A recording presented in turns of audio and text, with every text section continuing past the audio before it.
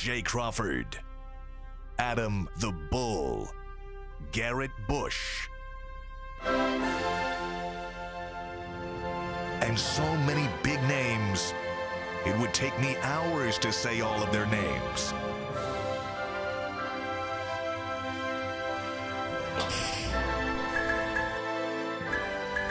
The ultimate Cleveland sports show. Booyah! And a very good Thursday morning to everybody. Welcome to the Ultimate Cleveland Sports Show. Happy anniversary! It's our month? first month. Wow. Happy What a anniversary! milestone. Wow. Happy anniversary, you guys. We made it a month. Wait, By the way, Bush? This seems like a decade. by the way, in honor of the start of the second month, the first month anniversary, for the first time ever on this show, I've worn different shoes. Oh my God. You got I got boat shoes. shoes. What a fun I got way- the boat shoes. What Look a at that. fun way to extend your legs. So now you have to wear those for a month. Yeah. And Mike then feels at a the little third taken month, as we advantage start of. our No, third month, you have to find another pair. That's going to be tricky. How many pair of shoes do you own? I have 4. Wow. Well, do we include flip-flops? Okay, yeah, sure. 5. You literally have 5 pair of shoes. That's it. I have the boat shoes. I have the black sneakers I wear every day. Yeah. I have a pair of gray sneakers that are exactly the same as the black. But I only use them for baseball. Right. When I'm coaching baseball. Oh, okay. And then I have a flip-flops. Yeah. And then a pair of similar to these slip-on brown But no shoes. real dress shoes. I'm sorry, 6. I do have one Okay. pair of. What Yeah, do you 'cause mow? then You, you mow shoes. you don't mow your own lawn, of course. You have some child do that.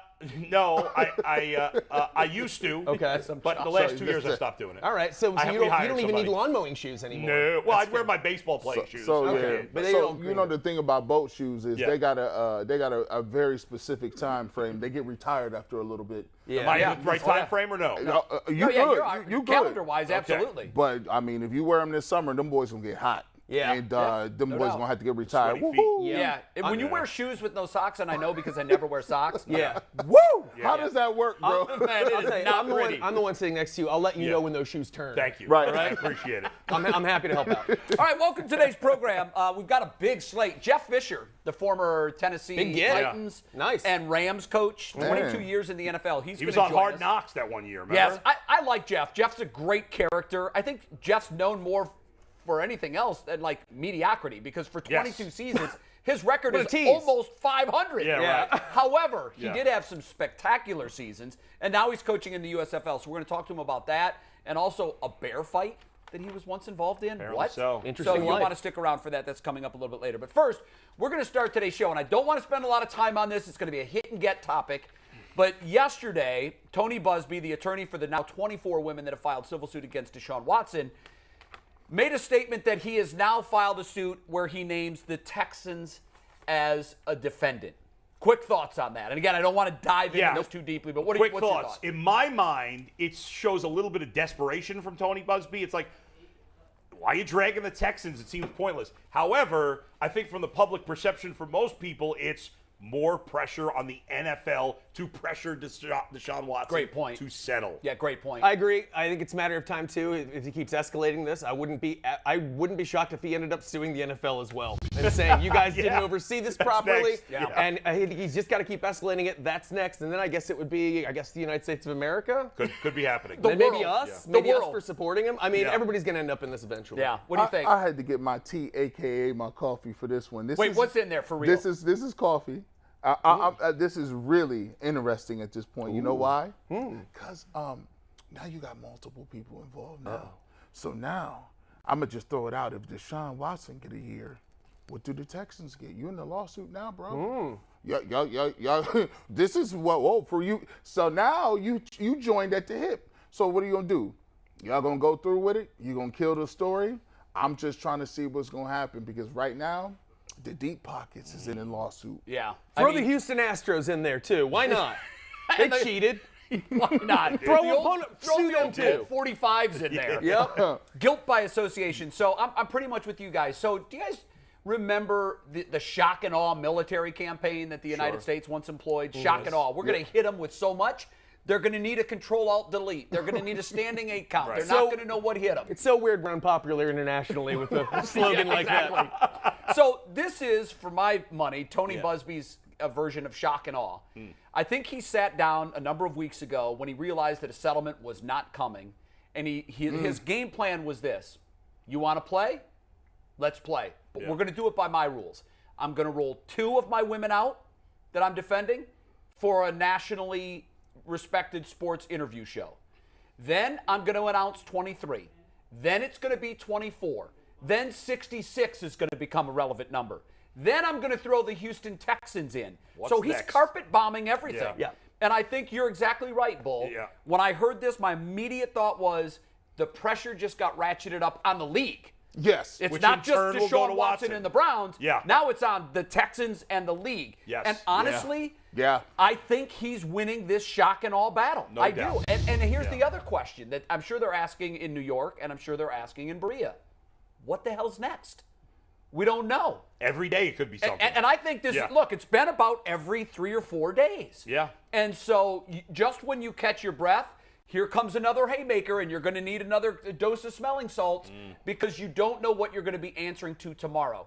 Yes. So I think, I'm just guessing, I would think that there would be discussions between the Browns, Watson, Rusty Harden, perhaps even the league and the commissioner, and now the Houston Texans. And they're all going to be singing the same tune. Let's get this thing I tell over you with. what, to me, this guarantees Deshaun Watson. To me, when they added the Texans, this guarantees Deshaun Watson doesn't get a year. Does not Okay, get now, a year. so I don't so agree so with that.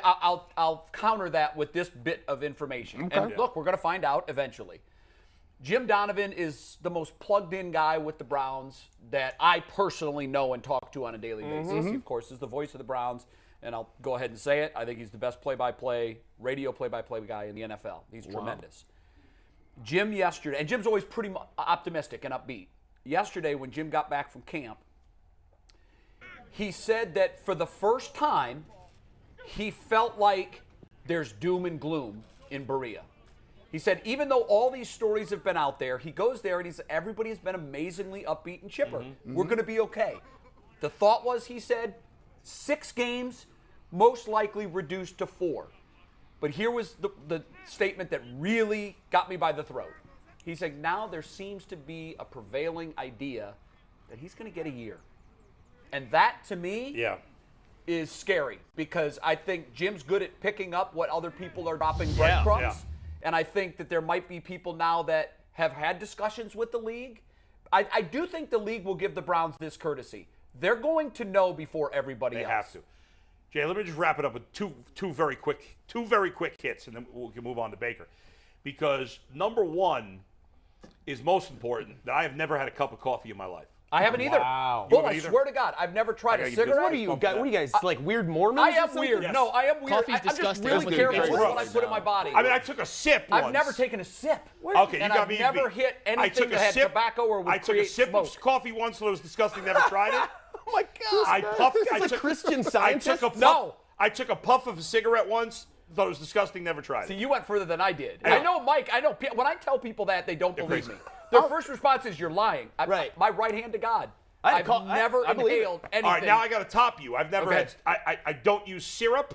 I don't use ketchup. I don't use mustard. Are these things we should be bragging about? Yeah, now What is that the matter is with problematic to me. you? Yeah. Hey, you don't get no medals for that. No. dog. Yeah, no. I don't crazy. even want medals for the fact that I've never had coffee or No. nicotine or any kind of tobacco or cigarettes. Yeah, or well, I guess marijuana. why start now at this point? I'm a And heathen. by the way, one last thing on the football. If we go to Baker, I would still trade for Deshaun Watson even if he was suspended for 16 games. I wouldn't have wanted to give up as much, but I would have still traded for him. Yeah. Another Well, you topic know what? for That's another a topic day, for but- another Yes, day because yes. it's a fascinating It's topic. already in the rundown for All right. next week. All right, Don't good. worry. We're just waiting for a little more Because information. I guarantee you, you're Yes. going to get a lot of pushback on Oh, that, yeah, 100%. on this panel. And just so you know, I had a coffee and 2 beers on the way here.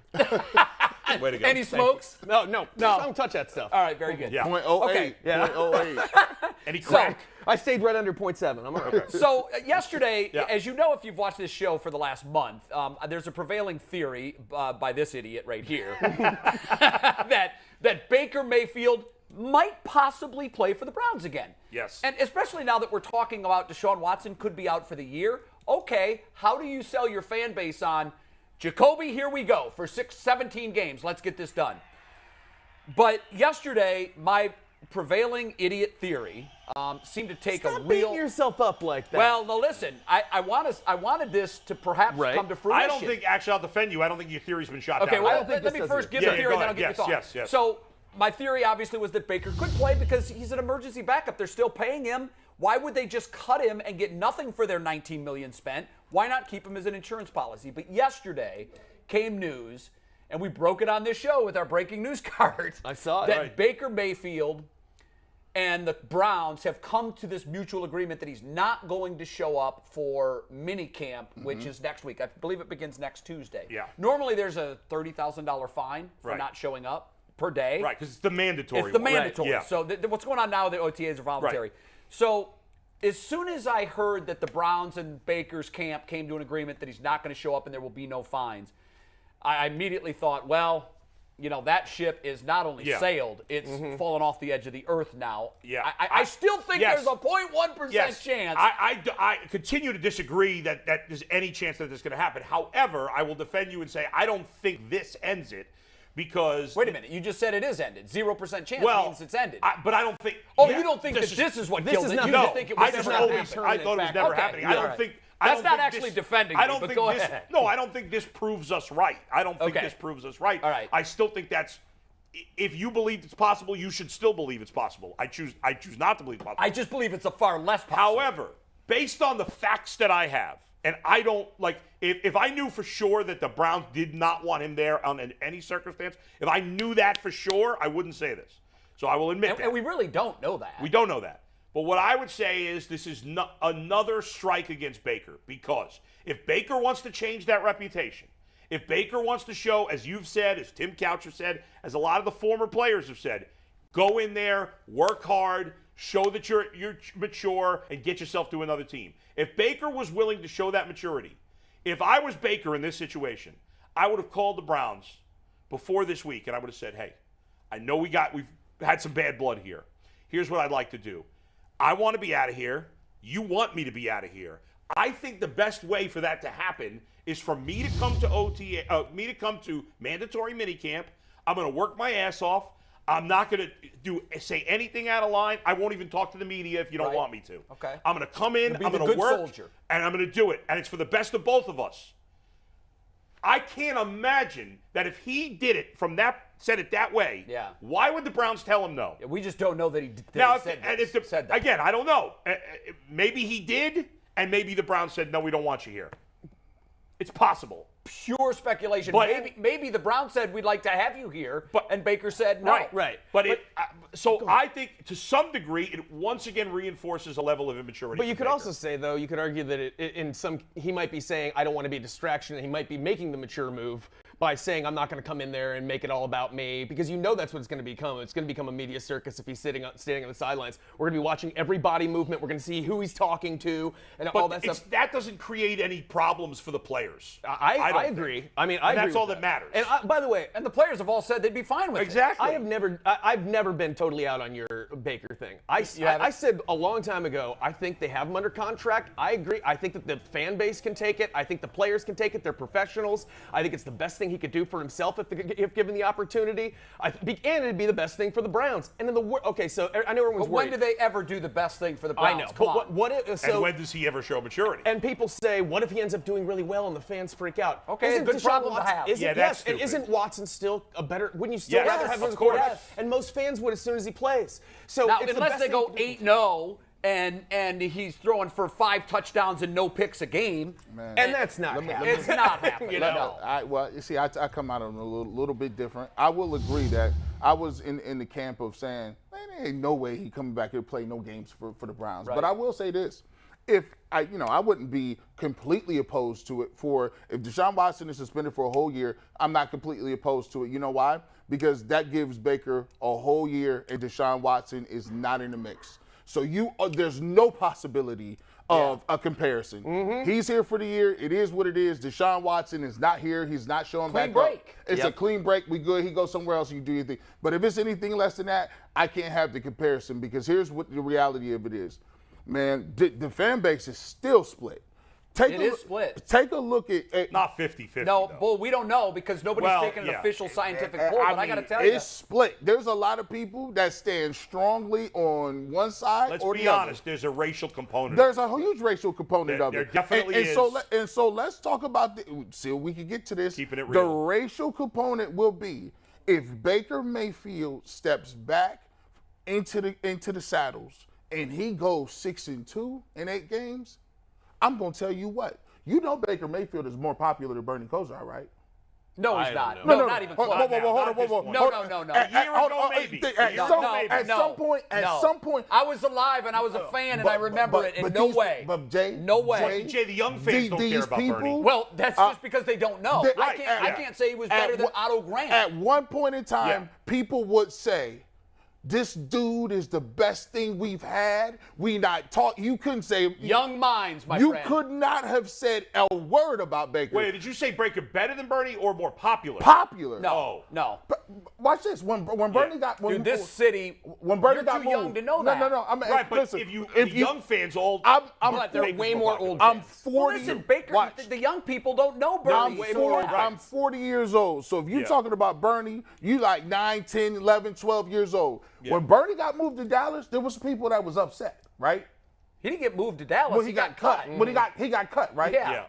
When he got cut, when Baker Mayfield, when they came out and they said they was going after Deshaun Watson, I have never heard. Well, there was no social media then. It was uproar a like different that. world. That- It's- that- it's no Mike, help comparison. me out here. No, it's true. I mean, first of all, there are just generations and generations of Bernie Kosar fans. It's just a numbers game. There's way more old people, Browns fans in Cleveland, just mathematically, than there are young people. But you're right, there's a very strong contingent, particularly of younger people. But there's no one over 50 who's caping for Baker Mayfield over Bernie Kosar. No, not a chance. Not- Not a chance. Here's what I say. When Bernie Kosar moved on, this is a fact. Yeah. Baker Mayfield, when you look at the national leads, they lead with Baker. If you skip Shannon, they lead with Baker. If I you think go, we're getting Totally off- different the time, debate with though. Bernie, though, is getting us off topic, Yeah, I it think. is. Yes. I think And- that's and- getting us off topic because the bottom line But is that's a Baker, big stretch, Baker in my mind. does still have his support. right? Absolutely He he has his support, and if he did play 8 games and played great,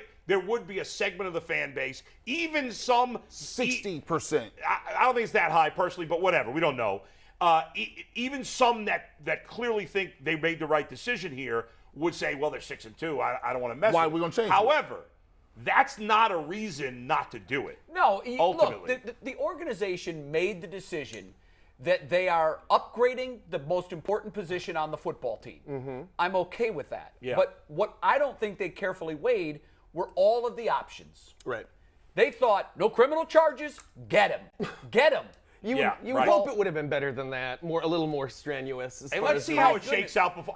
People are condemning the Browns already. I think that's weak. Let's see how it all shakes out. Well, before they're we condemning condemn the them. Browns because the history of Yeah, the decisions they've that earned this it. franchise has made, particularly with Fine. this owner, If this were the have Steelers, almost always we'd blown have up. Half on the them. teams in the league wanted Deshaun Watson. If they go to the Would they AFC have crushed those Championship teams game, as much? if they go to the I don't AFC know. Championship game, Nobody's no gonna one's get- talking about that. That's the other thing. No. And even If even Watson those can- prejudiced Baker fans or who are pro Baker and because of that racial reason, all of a sudden they're going to become open-minded liberals once Deshaun Watson starts lacing it If down. Watson consistently, not just this year, it's not the win or loss on this trade is not about just this year. It's about the long term of his time here. If he consistently goes deep in the playoffs, and if he certainly wins a World Series, That'd be If he amazing. wins the If World he wins the Series, World Series, he's Bo Jackson. a Super Bowl, He's the if he wins greatest the to World ever Series, do yeah, it. that'll be amazing.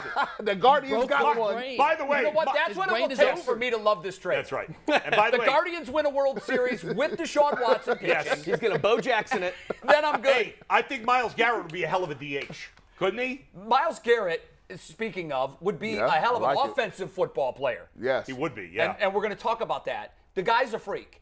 And if you didn't see this most recent video, and you didn't already know that he's a freak, Yeah. this will put it over the top. Guys, that's almost 5 feet. That's almost 5 feet. That's pretty crazy. And I'm going out on the limb here and saying no one on this panel could even come close to that. I couldn't So- get up there with a ladder. Jay, I got to tell you, I'm really offended by that. With a ladder. I am offended by that. I one time jumped onto something like that It was 5 feet tall. Jumped on it with no problem. I believe it. He's Now, like a tomcat. I started from 6 feet up. Okay, so you went down. I went down, Yeah. but what's the difference? Because I'm looking at you with crazy eyes. I got about a 2-inch vertical. So what we did was we've assembled a little bit of evidence as to the point that we're about to make here. Yeah. And that's that this guy might be the most freakish athlete of all time. How much weight is that? That is 635 pounds, guys, Oh my and he's about God. to squat it 3 times. Now, for some reason, whoever was shooting this turns off after 1.5, but everybody that was there can Fake. vouch for the fact that it was a 3-time But squat. Now, it wasn't ass to grass, but it was a full squat. I mean, he gets credit for it, yeah, he get credit. That's below parallel. and it's 635 pounds, guys. And you're welcome, ladies.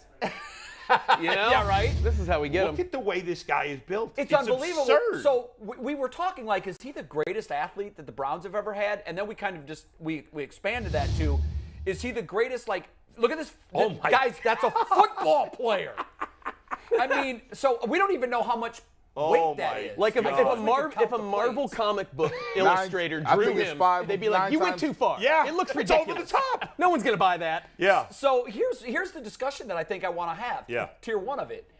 Is this guy the most freakish natural athlete that we've ever seen in the NFL? And I'm not saying best player, best passer. yeah. I'm just saying if you look at him athletically, he's got all the attributes: power, speed, size, Yeah. A winning strength. smile. A winning smile. Winning winning smile. Intelligence. Is he in your mind? I mean, there's nobody I can't that think I of a can Cleveland think Brown of. that I would pick over him in that. pure Honestly, natural the athlete. only person I can think of that's in the discussion is not a football player. It's LeBron James. I mean, and obviously LeBron doesn't have the strength that Myles Right. Garrett does. But, No. But LeBron's a big man, but he looks Yeah. small next to him. Yeah. Right. Derrick Henry would look ridiculous. It would still not be. I mean, it's Myles Garrett. there are amazing My- athletes. Even Nick Chubb is an amazing athlete. Looks like but I can't think of any. I mean, who? So here's what we've done, guys. Miles Yeah. Garrett is faster than Derrick Henry. Oh, wait. Yeah. Not just faster than Derrick Henry. So he's just a little slower, than Derrick Henry. But what we've done is we've put together some stills. And, guys, you can just swing through these, and we'll talk briefly about all of them. Okay. So he's definitely bigger than Derrick Henry and almost as fast. He's almost as fast as Nick Chubb 45 pounds heavier. and a lot stronger, I would think. Although Nick Chubb's pretty damn Chubb strong, is a huh? freak in the weight room, Yeah. too. They might have the 2 most freakish guys in the league, offensively and defensively. Yeah. Kareem Faster Hunt. than Kareem Hunt. He's faster than Kareem I weigh Hunt. 70 pounds more. Wow. What else do we have? We have other comparisons. Yeah. David Bell. He's the wide receiver they just drafted. Poor He's David. faster than our wide receiver. Poor David Yeah. Bell. Hey, why you put him up David there Bell's like not that? known Don't for put his speed. time on Oh, there. dude. Oh, DeErnest. He's 3/10 faster than DeErnest. Come on, man. Take that to Ernest I Johnson. like DeErnest, man. I love He's DeErnest. slow for a I'm running glad that back. we re-signed him for Yeah. the 1 year. Gee. Njoku, okay, he just got Yeah. $58 million as a tight end. Yeah. And he's not even as fast or nearly as big No. as And our again, defensive Njoku, end. another good athlete. I know Yeah, he's but I mean, Myles Njoku, Garrett- guys, Njoku high jumped 7 feet in high school. Yeah, I mean, look at LeBron that. James. Look at this. We don't know LeBron's 40 time because he's I never mean, been LeBron's officially only got clocked. 3 more inch vertical than Myles Garrett. That's kind of crazy. Do we have the dunk video of Myles Garrett? Do we have any video of him dunking? So we've Bro. seen this. We've Yeah, all watched bro. it. So he doesn't just dunk. A lot of big guys can dunk because they're tall. Mm-hmm. He dunks like a NBA slam dunk contest dunk. Yeah. It's going to replay. Hold on. We started Okay. up a second. Oh, he jumped over somebody? He went over Okay. somebody, guys. Okay. Now, Okay. granted, he looks like he's 5'6". Look at that kid celebrating like Y'all he did don't, y'all, I did it. people, Chill, bro. You didn't do anything to stand there. you know what's the most disrespectful thing about it? We talk about Myles Garrett. People always be saying, like, that guy's terrible. My grandmother could play. Listen, No. your grandmother would die. Your grandfather would die. Your grandmother, Your don't- father. the minivan, your anybody you know, you can't, you can't run away from offensive linemen. You know how that's how fast they are. Yeah. They can lift you and then murder you and then run away from the cops and nothing happens. Did you see? Right. Did you see your boy my. Malik McDowell? He was getting tased and he was just like, I'm unfazed. That is Y'all true. might want to use the real thing on me. I'm slightly a big And thing. that's Malik McDowell. That's not Malik McDowell. Myles Garrett. So when we were talking about these comparisons today, Yeah. Bull said, hey, Can we do one more comparison? Yes. So Adam asked for this comparison. Steve, show it. This is the one I'm into. Against the Lion. Good thinking. Against The only Lion one that's now. got to beat. I got to say, I'm disappointed that Myles Garrett can't outrun the Lion. Yeah, I am too. A little bit. I mean, what the hell? He's slacking. He needs to keep working in the gym till he can outrun the Lion. That's an old lion, by the way. 37. That's I that know. lion looks That's great. the Lion That's a King. washed-up Lion. That's the Lion know. King. Yeah, but My they're still. God, he's ready to retire. All jokes aside, I think the only athlete, like, because this is mythical, the only athlete that I've ever seen that was like that was like Bo Jackson.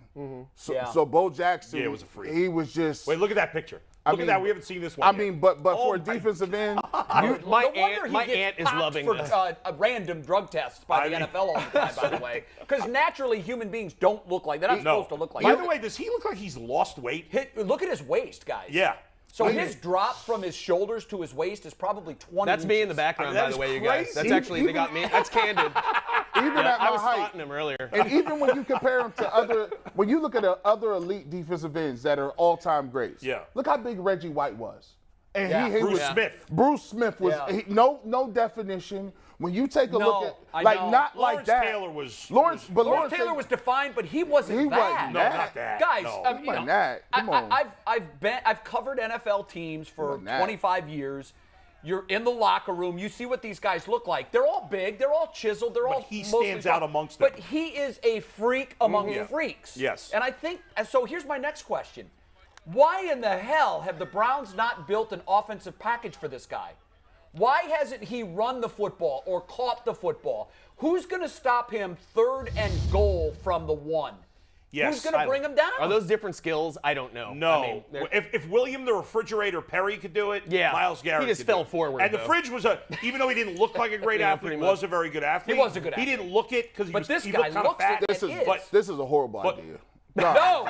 wait, G, let me tell you something. Go ahead, tell me. Okay, You're afraid he's going to get hurt. So what you think? He's an armored tank He's for not crying getting out hurt. loud. Hey, your Let me tell you knees don't something. lift weights. let me tell you something, G. The knees don't Here's what I'm lift talking weights. about. Let me tell you something. 4th and goal at the 1-yard line. Here's the offense I'm putting in for one special play. I got Deshaun Watson under center, and then I got the wishbone behind him. I got Myles Garrett in the fullback spot, and I got Kareem Hunt and Nick Chubb behind him.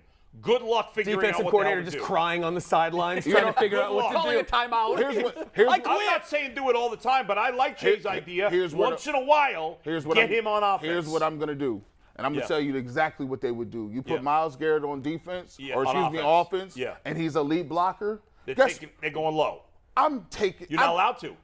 Who cares? A Yeah, 15-yard penalty? I don't want him as a lead blocker. Thank I'm you. not recommending you use him as a lead Well, blocker. I'm not saying necessarily he's a blocker. I'm just saying that's where you line him up. He's going to Yeah, get. no, I Still know, give him the but- ball. but- He's going to get a helmet to the knee. Guys, Bush makes a good that could point. happen on defense too. The that's what I offensive said. lineman could go after But the here's the knees. difference between defensive linemen use their hands. When you blocking somebody and when you getting blocked, see, I can put my hands down. I can shove. I can react, get people off me. You ain't used to having nobody underneath your legs You and you're 6'4". misunderstood my question. I'm not using this cat as a blocker. You gonna give him the ball. He is going to have the football in his hand. Yes. And he is going to carry it to the promised land. Okay. And who in the hell is going to stop him? I can say that about. Hey, who's stopping Nick Chubb? I'll just keep him Right. back here. He ain't Kareem bad Hunt, either. who's stopping him? Yeah, but and I guys, can say, we just exhibited that he's bigger, stronger, and faster than those guys. man, I don't want no helmet-to-helmet hits. I don't want none of that. concerned about Myles' I knees. want that man to get quarterbacks, not to get hit. I don't want nobody. I want to use him to the best of his ability. Well, let's put Denzel Ward. He's fast. Put Denzel Ward at receiver no, then. I I'm think doing it. That's not. I'm in. I'm in. Bill Belichick did that with Troy Brown, and did. and it works. You can make that work. Myles But- Garrett should return punts. That's what we're saying here. No.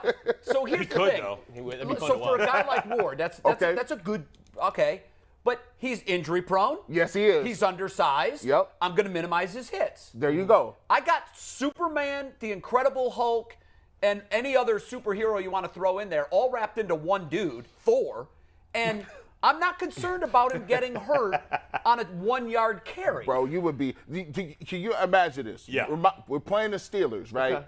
It's the 3rd game of the year. Myles Garrett goes in on the goal line play, and all of a sudden, Myles Garrett is down. He sure is getting up really slowly G-Bush, right now. this surprises me. It does me because too. you're living Can I in present your some fears. evidence to the jury real Can't quick? live in your Sure. fears. Come on in, McNuggets. In 2014, a year J.J. Watt won Defensive Player of the Year, he had 3 targets, 3 receptions, 3 touchdowns. Yeah, and that's J.J. Watt, and he's a great athlete. He's kind of in Miles' league. I don't think he I mean, is. no, I mean, listen, J.J. Watt. Athletically, I don't think so. No, dude in the weight room's a freak. Ask Yeah. anybody at He Wisconsin. does his money. Legendary. He does his money. He looks the part. My God. I mean, look, we're talking about J.J. Watt. Yeah. J.J. in 2013 or whatever. Yeah. He's not the same guy now, but let's not forget this guy was a specimen and he was an impact player. 3 touches, 3 touchdowns.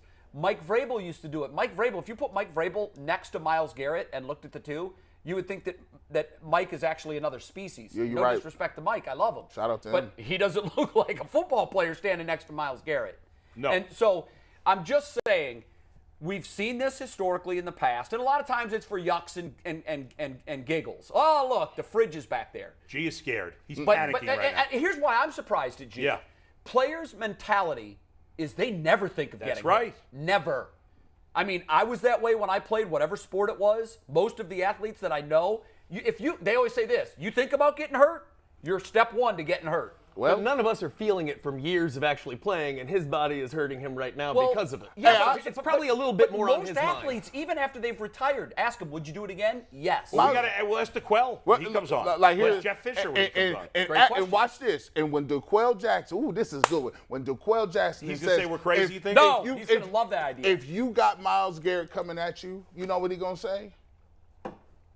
He can't run without his legs. What are you talking about? okay. He's gonna tell you, I'm not putting him in. Hey, Yeah, but guys, then it's a if penalty, first down. And what if you use him as a tight end? Nobody's going to hit him in That's the legs true. before he catches the football. Now here's the thing: what we got? If he plays tight end and he gonna catch a football, I'm leading. I'm targeting immediately. You're immediately going for his legs? Immediately targeting First him. down. Like we'll take First that. penalty, first down. If I can get him about the game and I don't have to deal with Myles Who's Garrett. hitting him so hard that he's getting out of the game? Hey, Come on now. Your head does not lift weights. You think guys are going to purposely try to give him a concussion? No. Yes! I don't You think so? Yeah. Damn. Well, I want people nowadays they will never you can't readily admit because they got that settlement money. Ask Greg Williams. You dirty. It's You true, messed though. up. You messed up. I got to get to my Listen, list here, right? Is that we'll, next? We'll ask. We've got a lot of guests today. Oh, the internet. Aditi's coming on next. We'll ask No, her about that. Also, DeQuell, we'll ask Yeah. him. Yep. Jeff Fisher's going to be on the show. He's a coach. Would Right. you use a guy like Myles Garrett Right. once in a while in that goal McNuggets- line But wait, we Can got to we- get to can this you- Browns. Who would you Can add we keep thing? a tally? Yeah, so we'll we're keep gonna a try tally that of this. For Aditi or Mikey McNuggets just asked me to hold on that because we're going to Okay. bring Aditi in first. All right. Aditi will be ready in about 2 All minutes. right, well, let's start so down we can that start road. the conversation. Let's start and down bring that her road, right and then in we'll with bring it. Aditi Yeah. in. Okay, so yesterday we talked about which Brown in the last 2 decades would you want to be a player Yes. for That's a the good- Browns that's a good one. team now. That's a Now, good I one. said the Including easy Joe Thomas. answer was Joe Thomas. Right. So because I was right, we've eliminated that answer. And Joe Thomas is not on the board. But you're Technically, you're I said it Kevin first, but who's Stefanski, counting? Go ahead. and you can take any Browns player that's been on the roster since 2000. Yeah. And you get them in their prime. Obviously, nobody's going to want a 52-year-old, guy that was here in 2000. Yeah. Who are you taking? All right. Well, Mike and I have the same, so I'll leave. My number 1 guy is the same as Mike, so I'm not going to say it. Okay. And I'll save it for Mike. I'll give you a couple others. All right. First of all, if it was all time, I would take Ozzie Newsome. No, it's not for just one season of great. Oh, I Right. see. You're going If back. it was all time, I would take Ozzie Newsome. If we Okay. could go before '99, Okay. because I think that's a position and he's a Hall Take of Ozzie Famer. Newsome over Jim Brown? That's you not never heard of 99. him. You never heard of Jim Brown. But First we're of strong all- at that position right now. First of all, as great as Jim Brown is, and he's one of the greatest running backs of all time, this idea that nobody can be better when most of us have never seen him play is stupid. Right. But he's one of the all. But I've got 2 potential Sure. Hall of Fame backs. He averaged 100%. 100 So yards. I got game. Ozzie Newsome, who's also a Hall of Famer, and I don't have anything close to Hold that. on. I gotta, before Yes. we get to I thought this was since 1999. It is. Yeah, Change sorry. the rules. Okay. Bull's an overachiever. So here He we gave go. me both. I wanted to just mention that. My guy's the same number 1, so I'm going to leave that out. Okay. But no, after that was also my number 1 guy. Very quickly, I'll run through them. Number 5, Joe Hayden would be higher. He was they on my don't list. really need a corner, Right. but you can never have enough corners, so he still made the list. Number 4 is our guy, DeQuell Jackson. See, Wait, I no. knew if he gave a list of But 5, wait he a was going to second. get everybody's play. Wait a second, and that's not kissing up. What the hell? I was debating between DeQuell Jackson and what's his Oh, name? the question was, Wait a which second. player? So we all have guys. You're going to name all of our guys. You got 10 dudes? Have I named their guys? You named my guy. You got like a starting 11. I got 2 sets of 5. He's a coupon bargain. Number 3, Alex Mack or J.C. Treader. Number 2, Phil Dawson. Okay, that does it for that topic. Next up, Aditi. Who would you take? I mean, come on. I shouldn't have gone first. That was the flaw. Yeah, and you should have answered the question and given us did. one. Hey, let's have Polk. Polk, let's hear your Polk, answer. go. G. Bush, real quick on yours because it was different. Then we'll bring Aditi on to give We us love your you, Bull. answer. This was my 10. guy. All right. Mike made the good pick. Here's my list of. Wait, you had 32 more? players. Here's my list of This was 32 my number one guy. players. I redid the whole roster. 32. No, Let's I'm just hit it. kidding. Yeah. No, it's obviously DeQuell Jackson and Leroy Horde. That's all I want. No, I'm not doing that either. No, I'm Josh Cribbs. Yes. We need a returner, and he'd be perfect. I looked it up, and we were 25th in the league last year in return yards, and he is one of the top of all time returners, and he's tied for all time returns for touchdowns, which is amazing. And obviously, And the guy that he's tied with is the guy that most people say was the best ever. Yes, and obviously the rules have changed and whatnot a little bit. Right, harder. It would make his job a little more difficult, but not still, on punts, only on kickoffs. Yes, and it also wouldn't hurt to have a little extra help at wide receiver this year, and he has been able to do that in the past too. It would be nice to have that as He an was option. a quarterback, too. He's the best answer, Mike, because he can plug in anywhere you need him practically. Browns But are he can awful at returns, both punting and kicking. Yes, They terrible. suck at both. So your approach was the cerebral approach. You found where we're weak, and you went and found an all-time great player. So well done And I on picked- following the rules, Mike. Thanks, Go I ahead, appreciate G. it. Bush. Compliment you on Go that. ahead, Oh my G. God, I can't believe y'all didn't get to this. Who? This Especially is Bull. obvious, bro. Yeah, I named everybody. If you got one player since 1999 in their prime, Charlie Fry. No. Odell Beckham Jr. Oh, That's No, but it's got to be his time with the Browns. What, no. That's how I took it. No. It says the best player. Yeah, Let's I take know. a look at this. Now, these are his stats right here. This is Chris' stats. Not to mention, he had the 7th most yards of all time in 2019. 7th, right? And his other running mate, Jarvis Landry, was higher than him. He also did that with the 1,000-yard back in Nick Chubb. So what I'm telling people is if you get a prime Odell Beckham Jr. and you need a receiver and he just so happens to be here, I just feel like we saw that movie and it didn't have a good ending. I don't think that answer. To me, it had to be their time in Cleveland. That's how I was looking at it. says the guy who He has cheated. of all time. Yeah. Now he wants to follow the rules. But he broke the rules too. Okay, you know broke what? the rules I too. need my Judge J gavel. Equal rule breaker. Mike, you clearly win this segment. We can all agree that I didn't break the rules. No, in you any did. way. You- All right? but- You did. I did the bare minimum, and I turned in my work. And it was the right answer. And it by was the an way. easy one, I too. thought It was Joe easy, too. Thomas was the right answer, but obviously Yeah, we and I agree took with him that. off because he was so obvious. All right, fair points. You went way overboard. Yeah. I don't want to see that movie again. I had two guys. Okay, the one that I wanted to say was Phil Dawson, but I think I need to report something to you guys. Jim Donovan yesterday, he came back from camp. He was very gloomy. Very gloomy, but he knows that I'm an upbeat guy, so he said, I got to leave you with something positive. Let me tell you what I saw today at camp. Cade York hit a 60-yard field goal. Now, I know it's practice, so but Cade York hit a 60-yard field goal, and it wasn't just that he hit it.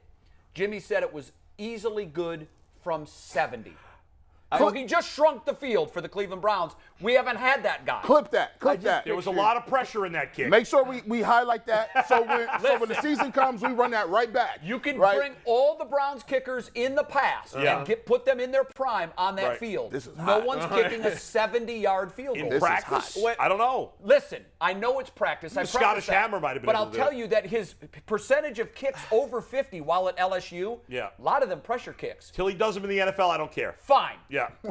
And listen, that's why I didn't go with Phil Dawson. I mean, I was gonna go with Phil Dawson. Yeah. But I said I like Cade. Let's see what we have there. I went with. Wait, real quick. What's funny to me about that is just picturing Jim Donovan giving you bad news up there, and him watching you get sad, and he felt bad, so he's like, Yeah, no. all right, Jay, you know what? Jay, let's bring in The Aditi. kicker Let looked me make really you good. happy. Let's bring in Aditi for your answer. Sorry, Bring her go in ahead. for your answer because I want her reaction to Yes, it. we want to see Okay, her face when you Aditi, react. Yeah.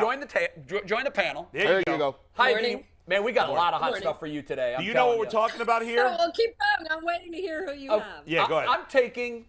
I went your approach. Yeah. Where are we weak? We need a linebacker. We need linebacker help. And I think we've all somehow forgotten how good DeQuell Jackson was. And the fact that he was never in an attack-style defense, which he on talked this about, show yeah. many times has said, I always shook my head at how they played when I was in Cleveland. It wasn't to my strength. I wanted to attack. Now, probably because they were weak in other places and they didn't want to expose those weaknesses. But if you put DeQuell Jackson on this team with Myles Garrett and Jadeveon Clowney and the back end of the defense that we have, and JOK, DeQuell Jackson is a perennial Pro Bowler in his prime on this lineup. Aditi, am I wrong? It's a good choice. That's why he was on my list. I like that. My long And list. I'm not just sucking up to him either because he's on our show. Yes. He was a great player. It feels like there's an agenda there. It does feel a little bit like, it's not like you picked a guy that's not on the show, right? True. Although it's probably a savvy move, I'd say. Do you have Can one? I go back? Can I go back to Cade York? Because it's really funny. I was talking to Cade York right after he was drafted, and he was talking about length, and he was talking about Justin Tucker's 66-yard record-breaking field goal against Detroit last year. Right. And Cade actually said that probably a good chunk of the kickers in the National Football League could kick a ball 60 yards, but to be able to do it under pressure with the game on the line, inside, in that sort of environment is a totally different ball game. Absolutely. So even he would tell you that while maybe Jim Donovan, while maybe you are impressed by that 66-yarder yesterday or whatever it was, a 60-plus yarder, he's not necessarily going to be that thrilled until he does it, as Adam said, in a game in the National Football League. But I will say this, it's not like he doesn't have a body of work here. When you look at his percentage of kicks made, over 50 yards in college football, and he didn't kick under pressure at Louisiana Lafayette. Conditions, correct. Yes, he is money on big kicks from 50 yards at a big-time blue-chip program that won a national championship while he was there. I know we haven't seen him do it yet in the NFL. I believe that 5 years from now, we will be looking back at the Cade York. This draft will be remembered for him. For Cade York. I think he's going to be that good. I look at what happened with the Bengals in their pick last year. And Evan Mike McPherson. Nugent, great kicker in college. Ohio State. He changed their life. The Bengals are, why would you take a kicker in the 5th round? And look at how money he was. I mean, he's the one that kicked the Bengals into the AFC title game and then the one that kicked them into the Super Bowl. You're right. Yeah, and he was, what was he, 14 for 14 in the playoffs? 14 for 14. No one has ever done that. He's already the second best kicker in the NFL. Second or third. But you don't want us to take a kicker, though. All I'm saying is, I think generally it's stupid to take a kicker that high, in my general opinion on it. If he ends up being as good as those guys, it's worth it. Yes. But he better be. Yeah, you're right. He can't just be even average. No, better be I'm like only in on an Cade York. all-time Dan, kicker. I hate this talk of it's stupid to take this position at this spot.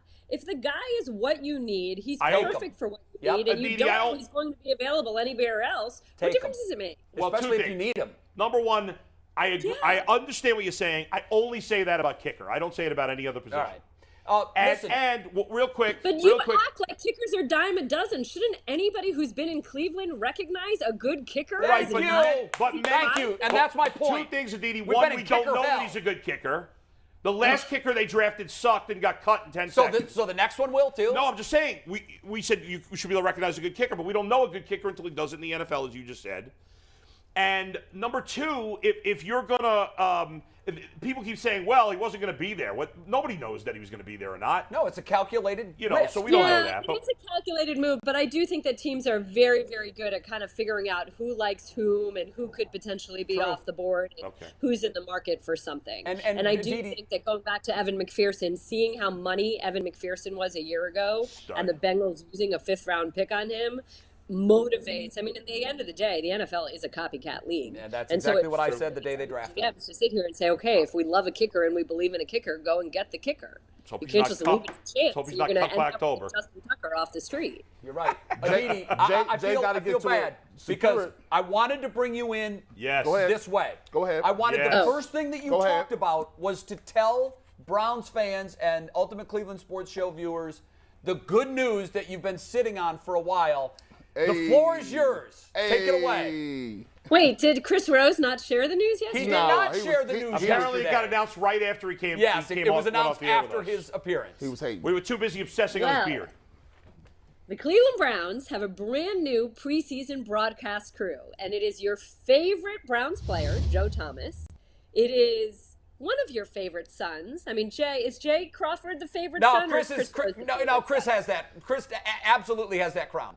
It's Bone Thugs in Harmony. Chris Rose, the very first time I met him, all he wanted to do was talk about the Cleveland Browns, and this was 11 years ago. Poor guy. And me. Hey, look at all those likable people. Me on a field in Cleveland. Man, I can't wait. I am super excited about awesome. this. Wait, can you put that picture back up for 1 second? I want you to focus in on Joe Thomas. Looking excited to see Aditi, That is right? actually the exact second that Joe was told that Aditi was going to be on the team. He's excited. Yes. That's how he wakes up. You know what? And we will have a lot of fun. And that's one of the things. I think it's not Joe and Chris are consummate professionals. They're great. Joe is really funny. He brings insight that you would never expect. Chris is one of the most underrated play callers in the National Football League, in any sort of sports calling anywhere. But the three of us are really good friends too. And I just expect that we'll have a lot of fun. We'll get to play off of each other. And, you know, as I said, I think the preseason is the best time for storytelling because you're not necessarily as wrapped up in the play calling or the play-by-play. And it's just an opportunity to get to know who are the players on the team, who are the new guys you're going to be rooting for, who are the guys that you've been rooting for, and how have they changed. And that's my favorite part of this business, and I get to do it. So the only down thing for me is that we only have 3 preseason games now. I am now an advocate of 6 preseason games. I think we need more. Let's just have, instead of that, let's just have you guys do some regular season games. That would be even better. It's an all UCSS booth, by the way. What's that? Yeah, it all is. UCSS booth. Yes. It is an it's UCSS launching all of us to stardom. Let me tell you. Yeah, you're welcome. I wish you'd get off our back. I really do. You're killing us. You're killing us, Aditi. Well, great choice by the Browns. That's an exciting. Good news. Excellent Congratulations. choice. And congratulations. That's awesome. Yeah. We couldn't be happier for you. Your insight on this show is going to be exactly what preseason viewers are going to get during the games. And here's my hope, too. I think that in the business for broadcast games, too often the sideline personality is underutilized. I believe that there's all kinds of nuggets that they can be folding into the game. I want to give the Guardians credit for doing something that I think is a little unconventional, but it's worked. They use Andre Knott as a third voice in the booth. Right. Andre is one of the best in the business at what he does. Yes. And I love that they've kind of transitioned to it, not just being... Yeah, he's like a second analyst, really. He is. And they bring him in, and you don't even know that he's in the dugout. Yep, right. He pipes up whenever he wants. It's good. And Aditi is cut from the same cloth. So that's what I'm hoping the Browns do. I'm hoping the Browns turn this really into like a 3-person broadcast booth. They should. With Aditi's knowledge and her storytelling ability, they can do in the preseason games exactly what the Guardians have mastered. I don't think there's another major league team that pulls it off like the Guardians because Andre's the best, and Aditi is absolutely in that class, and I can't wait to see you guys kind of gel together as a team. It's going to be a lot of fun.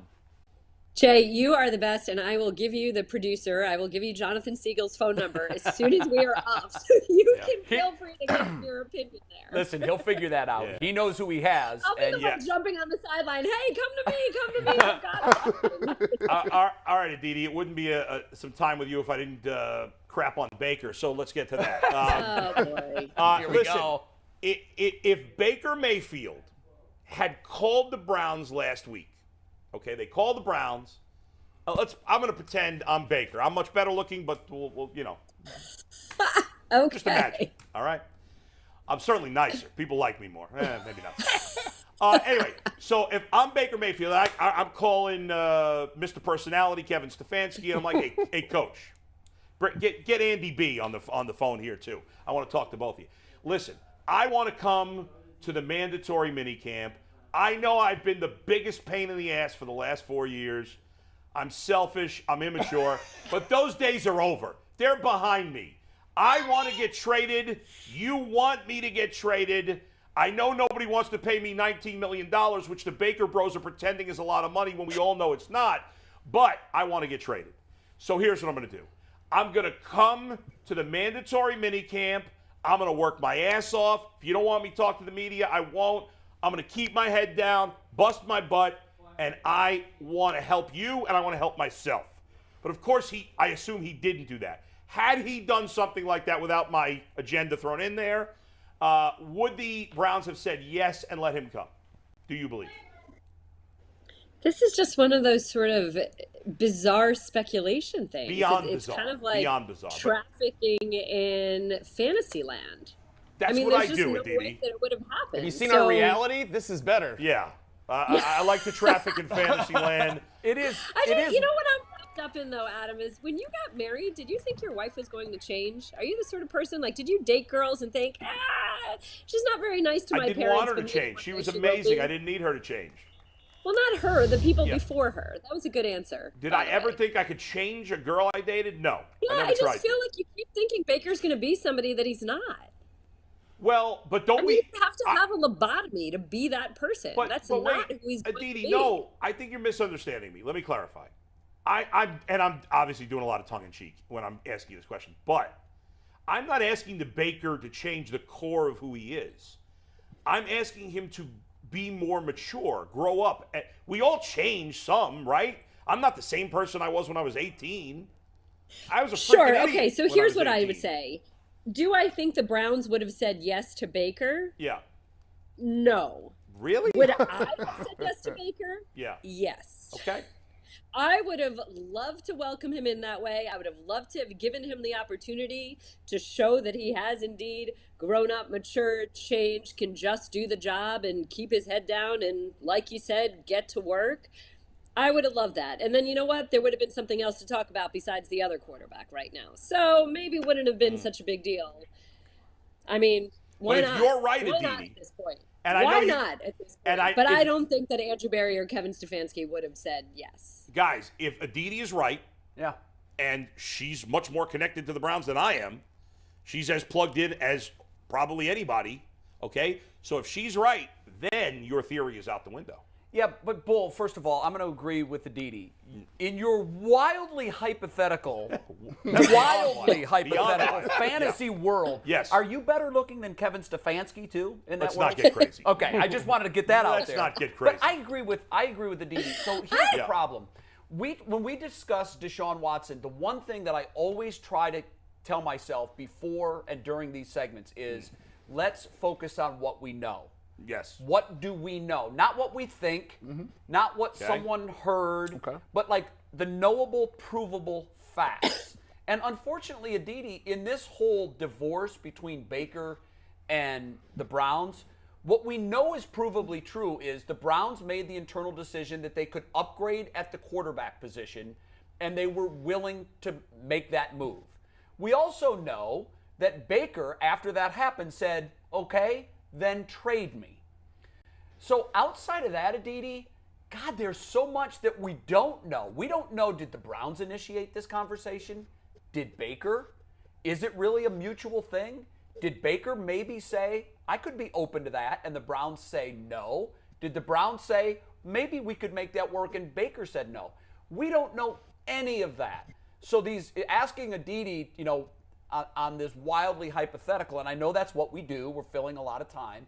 I just think it's kind of a Fantasyland conversation. Yeah, but I'm not doing it to fill time. I'm doing it because I want to know what she thought of the Browns' perspective of them willing to let him practice. But I don't think the question itself is crazy. They've never come out and said. The way I presented it was crazy on purpose. No, I know that you were having fun with it. I think there's another piece here, guys, too. Like when you sit here and we talk about Baker showing up and showing that he's come to work, there's always also the risk of injury. It's why you see guys that are doing hold-ins not necessarily participate in team drills. So what if Baker does show up, but then he says, I'm not going to do any teamwork because I don't want to get injured because I do want to be able to go and play someplace else. So I just think that there are way too many variables here. And to your point, Jay, I think the truth, it's sort of like we're in a truthiness moment. Like you could ask Andrew Berry and Kevin Stefanski what they think the truth is in terms of what Baker and Baker's camp knew. And Baker and Baker's camp could sit here and say, we didn't necessarily see it that way. Or our expectation was a little bit different. So there's certainly perception. There's the way things are read. I just think that at the end of the day, this is the most obvious, clean answer. And it just keeps Baker healthy in his mind. It keeps the Browns moving forward as they think that they are moving forward. And the more interesting conversation is, where is there a home for Baker, and how much of his contract are the Browns willing to pick up to help engender that move to get him to a new home? Now, I'll say this, and just to kind of just throw a bow on it. Some of us are married here. You're married, right? Yes, happily, of course. Now, here's one thing that here's what I don't do. I don't come home, and I got 2 rules. I don't do fake breakups, and you can't say the D word, and that's divorce. If you say I want a divorce at any point in time, that means you done already went through it. You done went through your head. You done walked through it. You done looked at the scenarios. You understand what we gonna do and what we ain't gonna do. If you say the word divorce to me, oh no, we can't talk about that, because at that point in time, you've already made your mind and you came to that conclusion. And I'm not gonna say it unless I really mean it. And at this point, when they said divorce between Baker and the Browns, it's no coming back from that. You might as well just go ahead and just say, let's get ready to finish this out. I think. Aditi, before we get to the top 5, real quick, I know we got to get there. Seattle, there was an article about that. I do think, as much as I pick on Baker, he's clearly much better than anything Seattle has. I think that actually makes the most sense. You think he could end up there? I agree with you, and I don't know what the holdup right now is, other than trying to see what there is, see what they actually have in lock. It's very hard to sit here and think. Again, I'll keep saying this. Baker Mayfield is indeed a good quarterback. He may not be an elite top 10 quarterback, but he can win games. He has demonstrated in the National Football League that he can win games. And Kevin Stefanski was not lying or just giving everybody lip service when he said he really did feel confident or could feel good about moving forward this season with Baker Mayfield as his starting quarterback. And so it's hard, but guys, you know this, like there are qualified people that can be on the market and there just isn't the right fit, or there just isn't the right opening at a certain time. That doesn't mean that it's not going to happen. But I do think that at this moment, that seems like the most likely fit. Let's see, though. Somebody could get hurt between now and training camp, and all of a sudden a new fit opens up. I know that these teams pretty much know what's going to happen. They're all waiting for Baker to be released. I think that's pretty much where we are. I think it would have been interesting had the Browns said, he's our insurance policy, and we're going to pay $19 million no matter what. Do we want him on our team or off our team for a $19 million price tag? I thought maybe the Browns would play a little game of GM chess and say, Baker's going to be here. Baker is on our roster. Baker becomes our insurance policy and our best available option if Deshaun gets a 1 full season suspension. At least play chicken with Seattle, who then might say, oh, damn, they may keep him, and he better may not get our be bid available. in before somebody else. So here's a 4th round draft choice. Let's just do this. In the end, one thing we do know also, in that vein, though, nobody wants him that bad. Otherwise, somebody would have given up something. At this point, they're playing the game. They think they can get him without giving up. Yeah, but Jay, anything. at this point, somebody wouldn't give up a 7th-round pick, a 7th-round pick if they really wanted him. At this point, we know he's not top 5, but I think Mikey McNuggets is going to tell us what's in. Let's do it. Top 5 Here we time, go. Aditi. Top 5 time. It is time for the Ultimate 5, and as always, the Ultimate 5 is sponsored by Roundstone Insurance. Roundstone offers a better alternative for affordable quality health care. For more than a decade, Roundstone Insurance has been saving small and mid-sized businesses money up to 20%. Contact us today, and you can learn how to get great health care benefits that your employees will love too, and save money. Booyah. Like a Roundstone cowboy. Yeah. They're legit. Roundstone 20%. I mean, great insurance company. Inflation's at 8%. So if you can save 20%, you're still ahead of the game. There you go. What's our top 5 topic? So Aditi and I were going back and forth last night. She's going to submit a top 5 for next week. She had some hesitation going back and forth, but we're going to nail her top 5 next week. So today's top 5. You've seen how low the bar is, Aditi. You can. It's not hard at all. I don't know. I thought the cheese one was pretty good. I mean, it could be top 5 colored belly lints. I was inspired. That's disgusting. Yeah, it's gross. Yeah. All right, what do we So got? today's Mikey. top 5 is the 5 coolest sports to be randomly good at. And these are less of real sports and more of like off-topic games and kind of sports. I but like this. In that I like category. this. All right. So number 5, cornhole. There's nothing cooler than a dude who just shows up to a backyard barbecue and is a ringer. That has to be Whoa, higher. whoa, whoa, whoa, whoa. That should be dude? higher. Dude? You Yeah, don't what think about a that dudette? Why can't it? Why I didn't does say it have to be dude. a dude. You did say dude. Oh, person. Excuse me. My mom's a ringer at Although Clemson. Jay calls women dudes too, so does G. I think it's very Jay open-minded. And G call women dudes. I call all people bros. Or bro. All not, bros. Sorry, not dude. You guys call women bros. All so bros. there you go. But I think that's a term of endearment. When It I call is. a woman a bro, that to me, that like. Aditi, had you ever heard of cornhole before Jay's moving? never called me bro. I have Never not. called Did it I bro. ever what? Say that again. Aditi, I had never heard of cornhole till moving to Cleveland. Had you ever heard of it before moving to Pittsburgh? Oh yeah. You had. Come on, Well, actually, now I'm thinking about it. Had I ever played cornhole before I moved to Pittsburgh? Yeah. I never played cornhole before I moved to Pittsburgh. Yeah, that's what I'm saying. I never heard of it. It is kind of growing a up. Midwest thing, but Aditi. Yeah. Bull thinks everything west of the East River is the Midwest. Right. Like Me too. in their New York bubble, they haven't heard of college football, so of course they haven't heard of cornhole. Wait a second. Did you I never don't hear this believe story? that. When No, the that's not NFL true. Network, I was writing at the Wall Street Journal, and I lived in Hoboken, New Jersey, and the NFL Network wanted to hire me, but they needed me to move because their model is that reporters are in different cities, so they're easily deployable. And again, born in New York City, grew up in New Jersey, was living in Hoboken, New Jersey, and they said, will you move to Atlanta, Dallas, or the Midwest? And because my then boyfriend, now husband, was in Pittsburgh, I said, oh, isn't Pittsburgh the Midwest? And they said, you need a map. We actually mean Clearly. Chicago.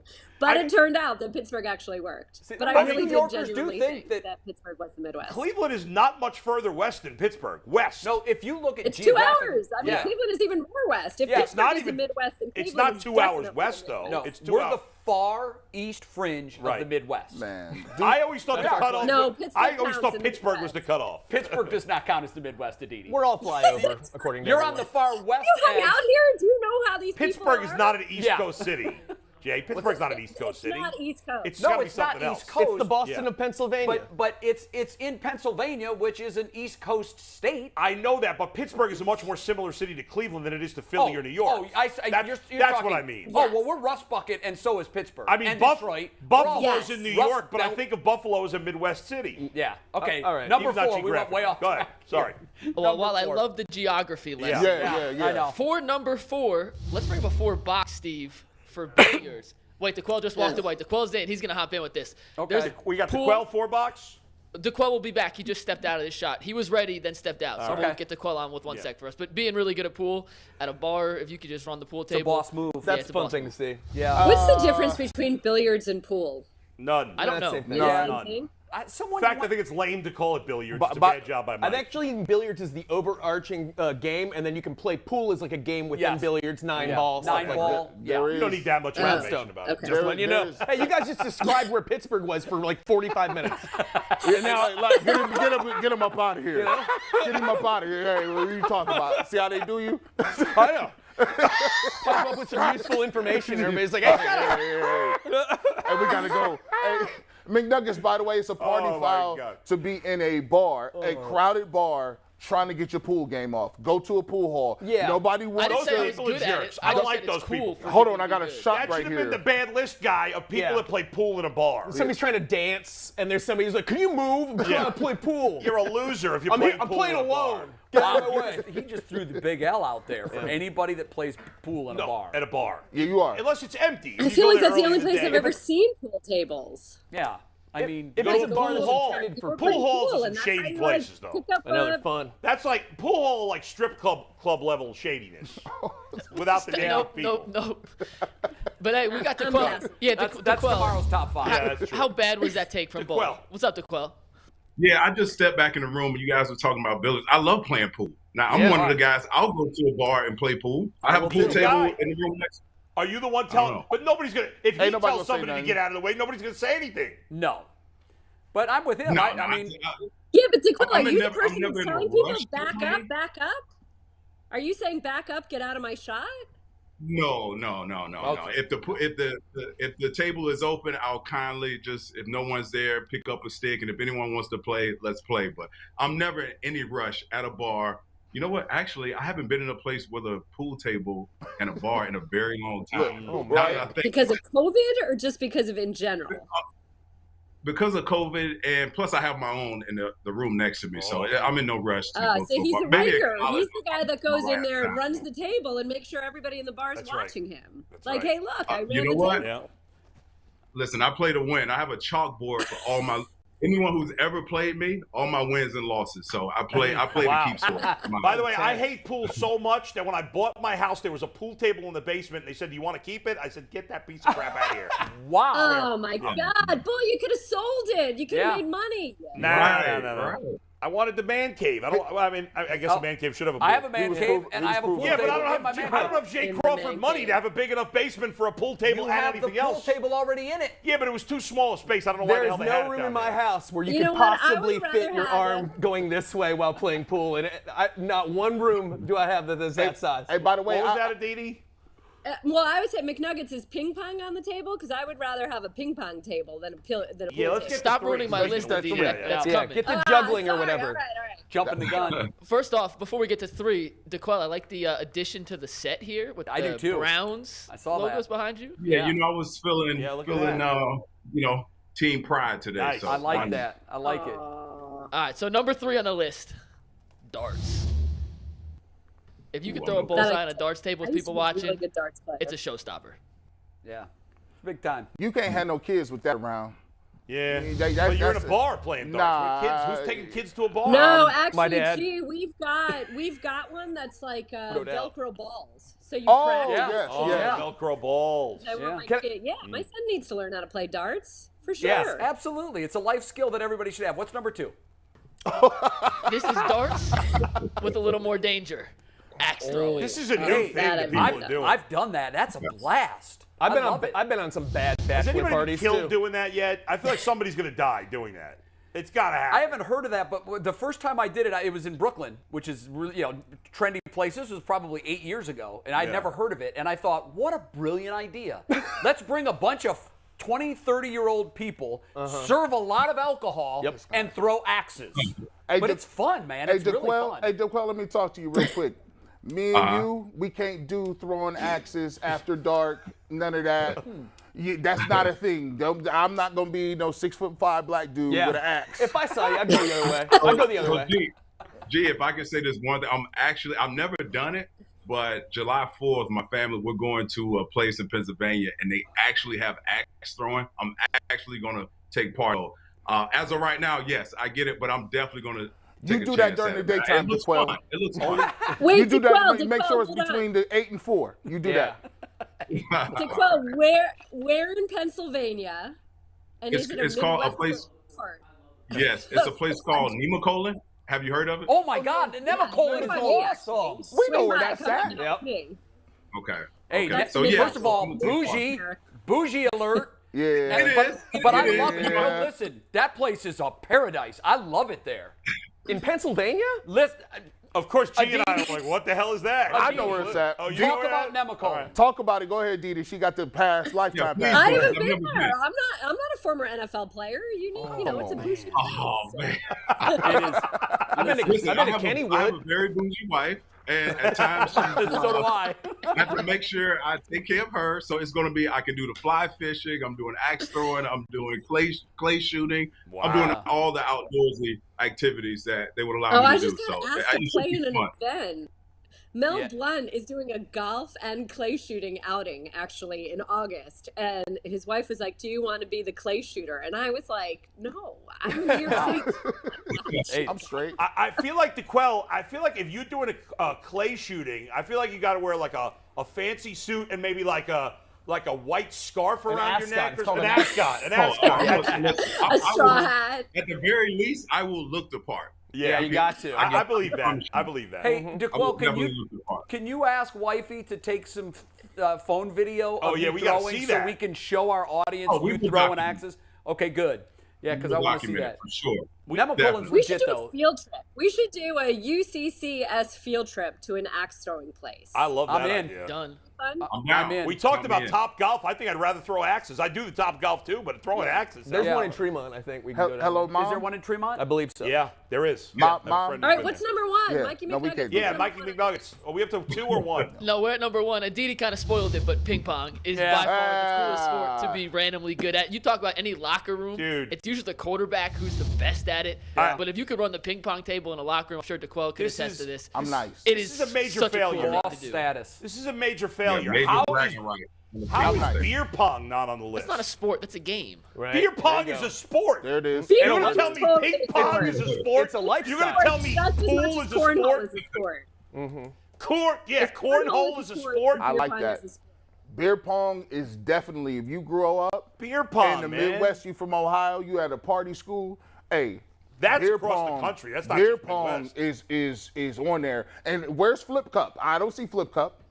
I don't see Flip Oh, Cup. I never liked Listen, flip I cup. want non-drinking events here. If we were going beer What are you Olympics, yeah, if thinking? you could run the beer Olympics, you're obviously the All coolest those kid are in town. drinking games to me. Every one that you listed is a drinking game to me, Yep. just so you know. And how about Golf is the biggest drinking What's the game. thing where you shoot each other with a paint Paintball. gun, paintball? Paintball. Oh, There you paintball. go. I couldn't think of what it's called. Shoot each other with Shoot paint. each other with guns. Bull, I love you.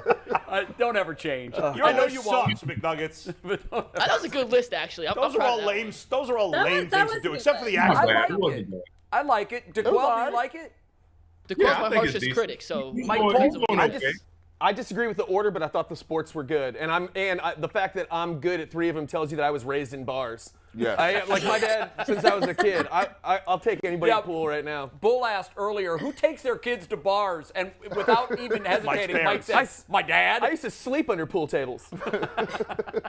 Listen, my son was 10 days old and he was at happy hour. There you go. Yeah, and that means he's going to have a happy life. Yeah, He's living our life. yeah. Aditi, I know you've got to go. Again, we are super excited for our opportunity to listen to you on Browns preseason games, but also we are so pumped for you that this is a great opportunity for you, and I think that this could be a really wonderful role for you moving forward, not just for the Browns in the preseason, but I see you being like a superstar A-list on the Fox Sports A-team as a sideline reporter. So No doubt. let's make that happen. Yeah. Who's your agent? I'll Aditi. call him right now. Securing the bag. Get that bag. Didi Thank got you, the thank bag you, now. my friends. Bye, All right, Aditi. Bye, talk to Didi. you soon. That is Bye. great for us. That's good. Bye. I mean, when you think about that team, forget Absolute the fact that phenomenal. they're all Ultimate Cleveland Sports Show alum. Yes. But the fact that Joe Thomas, one of the We favorite love Joe. sons of Cleveland, Chris Yeah. Rose, favorite broadcast son of Cleveland. You know what I find? Someone told me this a couple days ago. They said Aditi's the only good thing that's ever come out of Pittsburgh. Wow. And I laughed at that because Browns fans hate everything Pittsburgh. I like but other Browns things. fans they love never Aditi. they never had Willie a Stargell? Permini sandwich. Roberto that's true. Clemente. I think they were talking sports, Oh, I like see. Browns, Steelers kind of thing. Like we just have a hatred for all things Steelers. Yet somehow this woman who has created an unbelievable But she's not avenue from for Pittsburgh, her. though. I know, but her brand is Pittsburgh. Yeah, that's whether true. I know she's not a Pittsburgh fan, but her Yeah. brand is Pittsburgh, Yeah. and we can't get enough of her. We love her, and She's the best. so Did we- DeQuell abandon us? Bring No. DeQuell. Did he Hey, I ban got us? something No, for no, here. DeQuell. Oh, there he is. Oh, thank God. DeQuell, we had a conversation. I want to get to this because we had a conversation. Okay. You know I don't want. You know I Yeah. never interrupt you. But Go real ahead, quick, go I haven't ahead. met DeQuell yet. I just want to say nice to meet you. I'm Mike Polk. I'm like in this chair on Tuesdays. Oh, and that's true because Thursdays. he's usually on I Fridays. was, I'm a fan. I was I'm a fan. season Pleasure ticket to holder. meet you. Season ticket holder during your entire tenure, and I just want to thank you personally as a Browns fan for getting 109 tackles a game. Because I don't know where we would have been without you. It would have been so much worse. Yeah, so my body thank you, feels DeQuell. it. Nice to meet you. The Browns probably lost by 50 each Nice to game. meet you. But I still He's appreciate the only it. guy making a play on defense. Thank you, him sir. and Joe Hayden. That Yeah. was about it. I didn't mean to Welcome. interrupt. Sorry, Bull. Yeah. No. It's all good. It's all good. I want to get it. We were going to get to Baker. We'll get to Baker. But I want to get to because we had this quick course. conversation. We had this quick conversation about one Browns player. You know about this? Before, if you could add one Browns player in their prime before from '99 until now, that's no longer on the team. Who would you add? Okay. I'll be honest with you. Jay had you number one. He had you number one. Well, Joe Thomas was off the list. Joe because I Thomas think was off everybody the agreed list. we would love to have Okay, Joe on yeah. this All team. right. So we Now, took Joe off the list. I'm not going to lie. I made a top 5, and I had you in my top 5, but I didn't have you number 1. You and I had. Go tell him. I went Josh Cribbs. There you go. I mean, Because they we can't need the return. We need a return man. I took a receiver. And he'd take Odell, but Odell wasn't. Odell's best career was with the Giants, so I didn't think that was good. Well, I mean, that wasn't clearly stated. You said in their prime from '99. That was what it follow the was. rules. I Fair. follow- yeah. All right, so Phil Dawson was mentioned as a possibility because Got we have an it, got it. unproven kicker. Let's hear it. What do you think? Who would Okay. you take? Who would you take? So you guys hit a lot of obvious names, right? Yeah. So for me, I'm a bit biased, and I look at what the team needs at this point. Yeah. Which Bull, you and I talked about it a few weeks ago. The D line. I know Jadeveon Clowney signing him was a great add-on, a great addition to help Myles Garrett take the pressure off of him. But there's one guy who comes to mind that no one's mentioned that I honestly think is the best D lineman I've ever played for. I'll set the stage. He's a 3-time Pro Bowler, played in the league for probably 14, 15 seasons. He started his career with Detroit. His name is Shaun Rogers. Now, he didn't get all the big sacks, big sacks and all that. But when I tell you, in terms of a run stuffer, in terms of if the guy was motivated, if he had an offense, he was so talented, Bull, that he got bored with being so talented. Go ask Alex Mack, his rookie year. Right. He was one guy, Alex Mack, dreaded blocking on one-on-one pass rushing.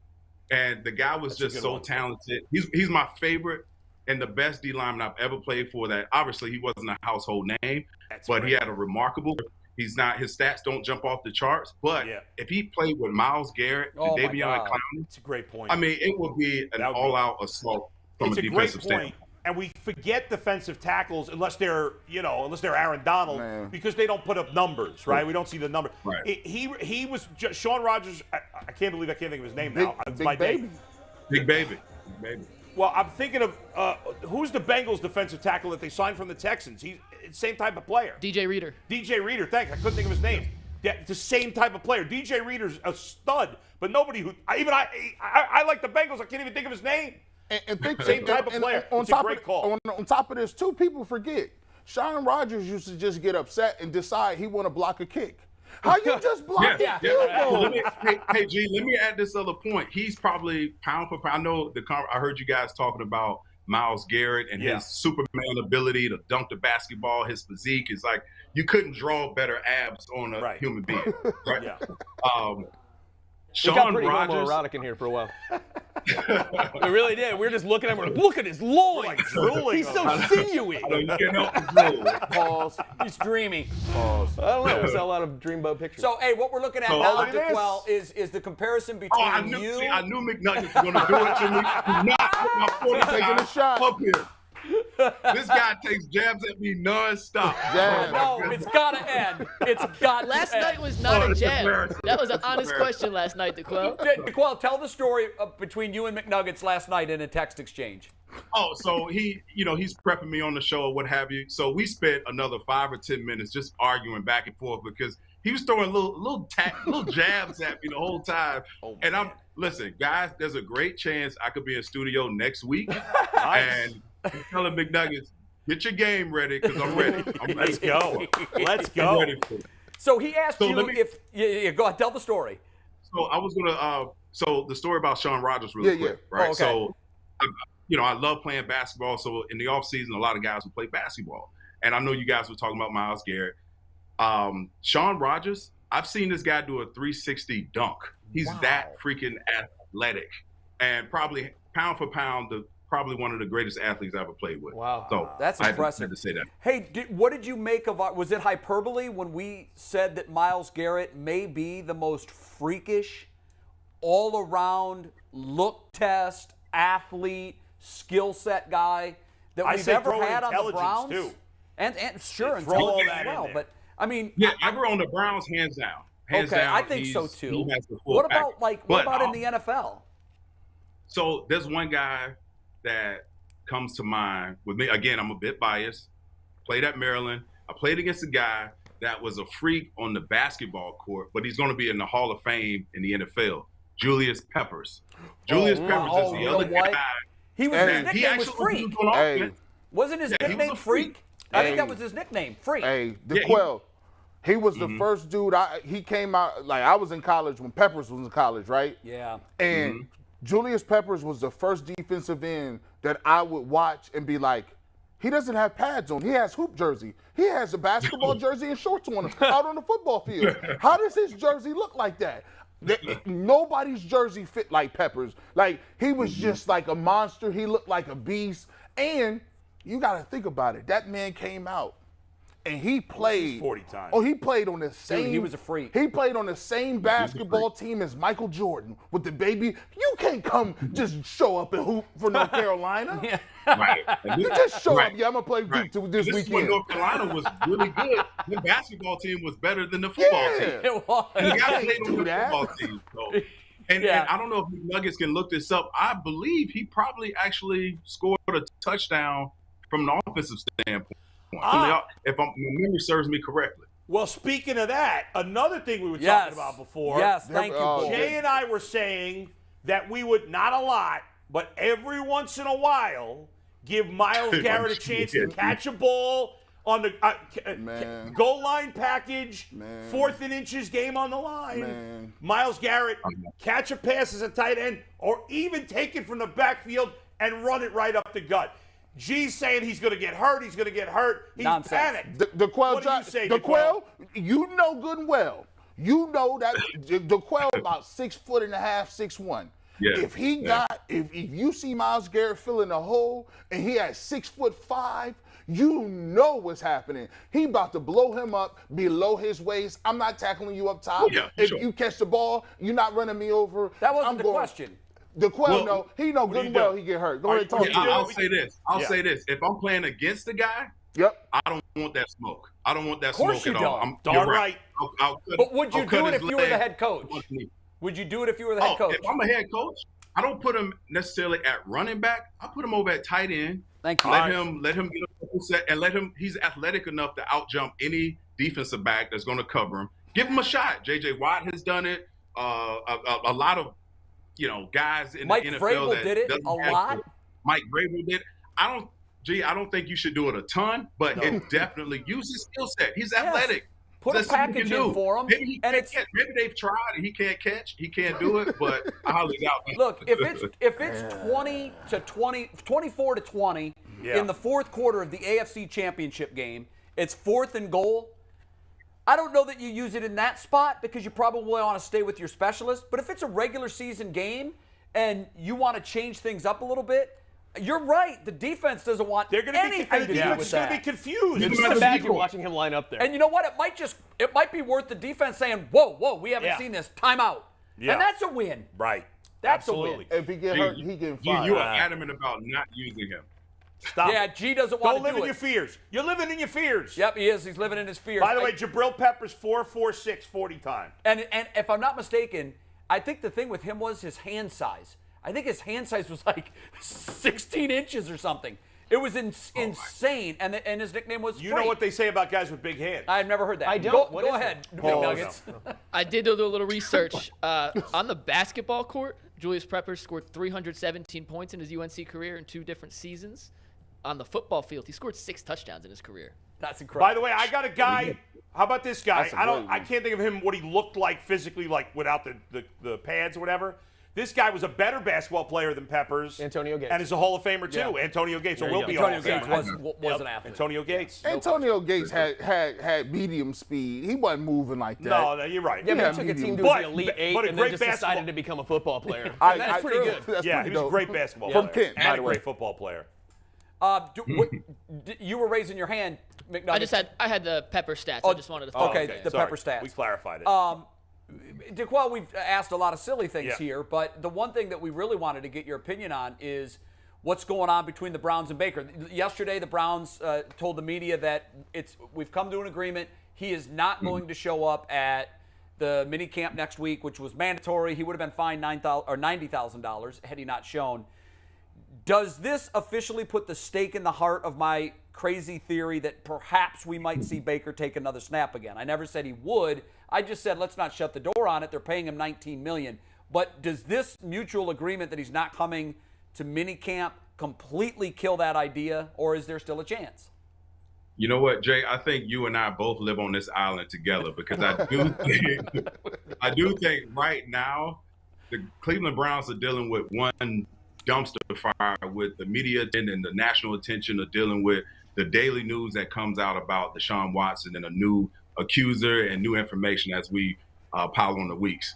I think it was from a front office standpoint. Listen, let's reach out to Baker. We don't want to deal with all these different. We don't want to have to deal with all these different fires. as we only have a few more weeks before we head into training camp, I think this was a mutual agreement between both sides. With that being said, I think as we get closer to training camp, and if there's no outside takers of possibly moving him, I think there's a realistic chance. And, I'll add this other point. I also think around training camp, we should have a better idea. This is my belief about the future of Deshaun Watson, whether or not it's 4 games, 6 games, 8 games, or even possibly a year. I think at that moment, that will be the deciding factor on whether or not you and I living on this island will come true. Because at the end of the day, you look at Baker Mayfield. Baker Mayfield, throughout his career, he's been very vocal about his situation, being unhappy with other media, personalities. He's been pretty quiet on the other end and I'll reference his next point to Bull. Bull has always talked about his immaturity, and so have I. Maybe this is a sign of Baker Mayfield not jumping on anyone's podcast, not using his social media platform to voice his disrespect or his disdain for the organization of his treatment.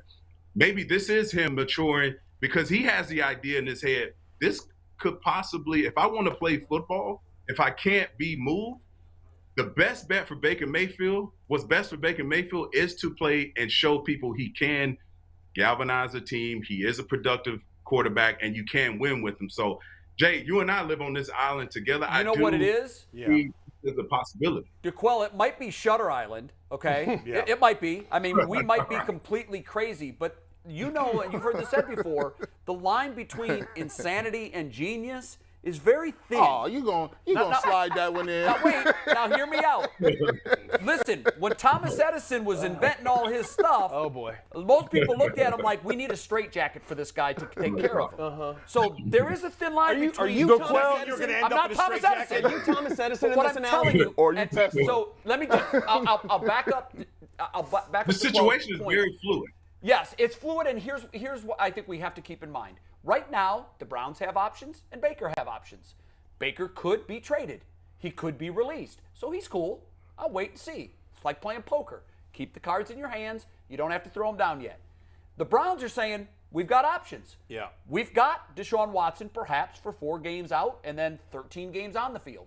Forward to DeQuell's point, it's fluid.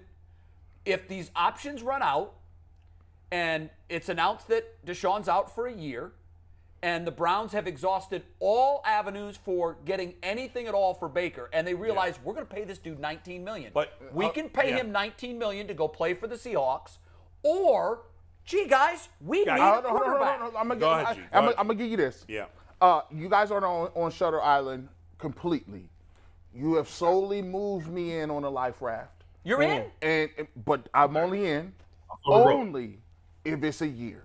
But if they give him a full year, then to me, that's a full reset.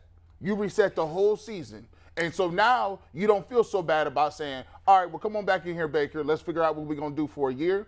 Mutually beneficial. If it's anything less than that, if it's 8-6-4, I can't move that way. I got to go with Brissett. Let me ask DeQuell Welcome this, to the guys. island, crazy man. Let me ask DeQuell, in the Baker vein, but not about whether they should keep him or not, because, well, I guess it ties into that. But I've been so hard on Baker in the last few months, no doubt, right? Unfairly, no doubt. I think. I fully, I'm not you, not me, not at all. The truth is, though, at the beginning of last season, I had nothing bad to say about Baker. Of course not. He was coming off a playoff trip. He had come off a good end of the season. He played well at the end of the season. I was optimistic. Now, while everybody else wanted to pay him an extension, I was not interested. I wanted to wait and see him do it another year, and I'm glad they did. However, there's 2 things that happened. Beyond Baker playing poorly, obviously the injury was a factor, but it was not the only factor. An injury doesn't make you make bad decisions. And as DeQuell knows better than anybody, how many players are fully healthy in a season? Nobody? Not many. Right? No, okay. no. But here's the 2 things besides the bad play that really soured me on Baker late in the season. And as a player who played a long time at a high level, I want your take. Number 1, maybe the first one might be just something that a media member would care about. I don't know. When they beat the Lions sucked last year. They were awful. One of the worst teams in the league. I don't know if you remember this. They beat the Lions, but they played a lousy game. Barely beat 2 them. picks. The offense played terribly. Baker was awful. But the defense played great, and the Lions' offense was so bad that the Browns pulled that game out. But after the game, Baker was so angry that he wouldn't even talk to the media. He was storming off like a child, and that ticked me off. And number two, because you're in the media. Okay, I admitted that might be a media thing, but I'm curious. Number two, I know for a fact that at least one player was ticked off about this, and I'm curious what you think. Now, I get it. Baker played hurt the whole season.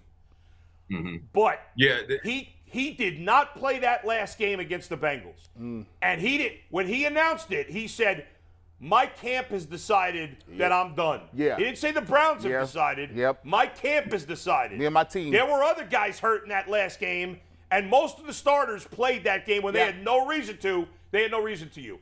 So do you have a beef as a player with either of those two things? Yeah, you bring up a good point because, listen, you go back to my career with the Browns.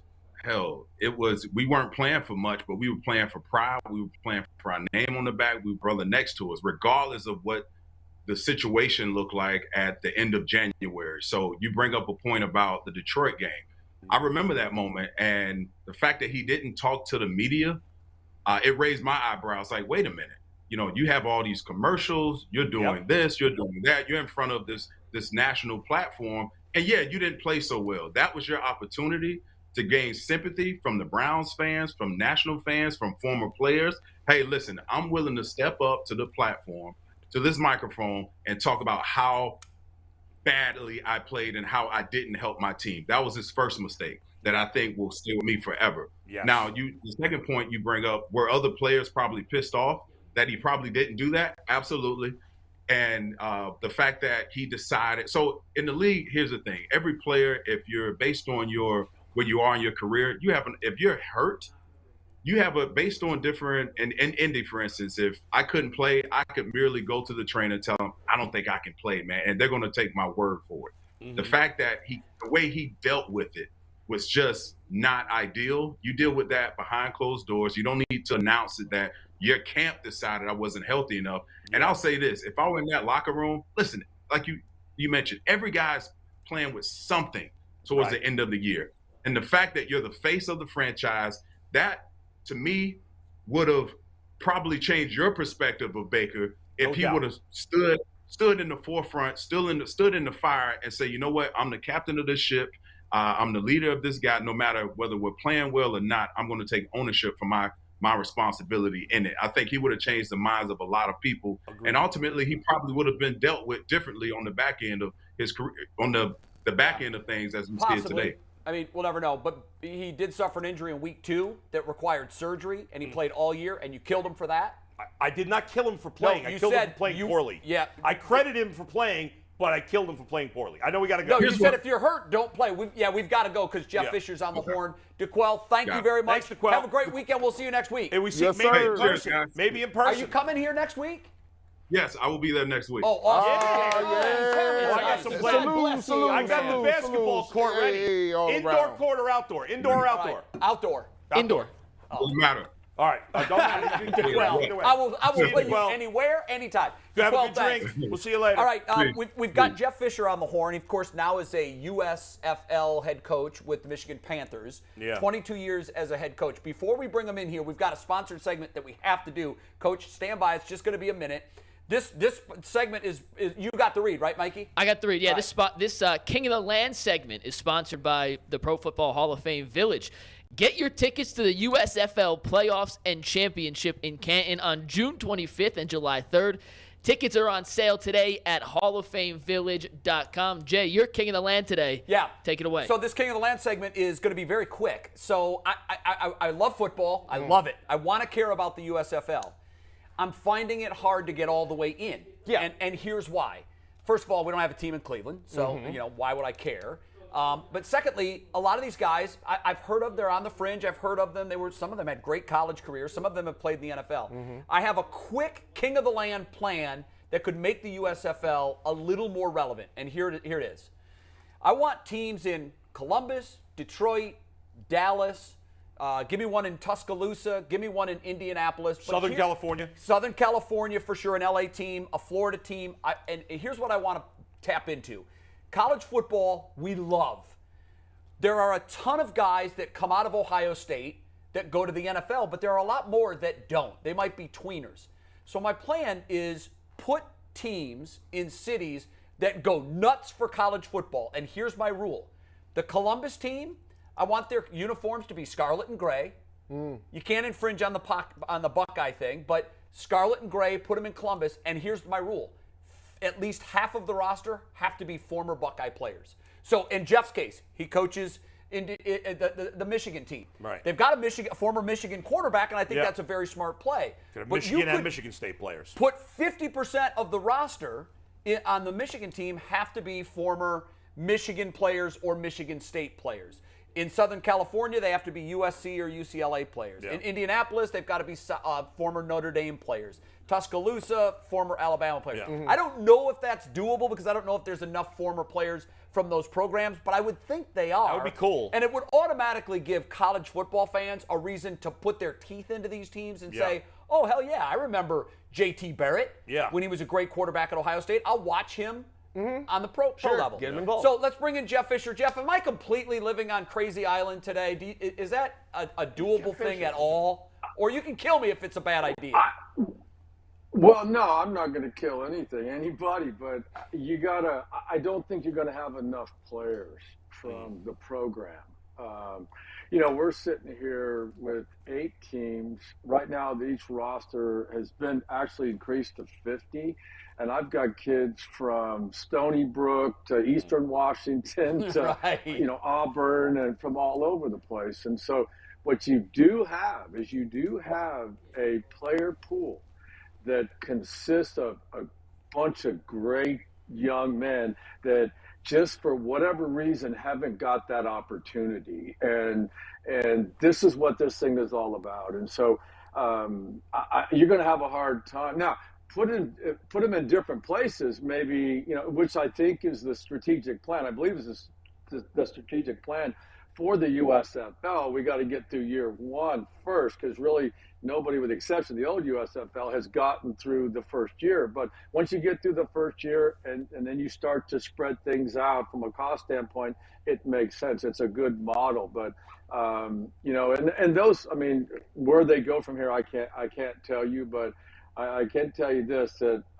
having a lot of experience in this game, I am, despite our record, I'm having a lot of fun with these young men. Awesome. Excellent. Yeah. Coach Fisher, in terms of what you are doing with the league, is your focus and goal to develop the players to have a consistent place to play in the USFL, or is it geared towards getting guys ready for the next level or possibly going other places, CFL or the NFL? What is the structure and the business model look like as far as player development?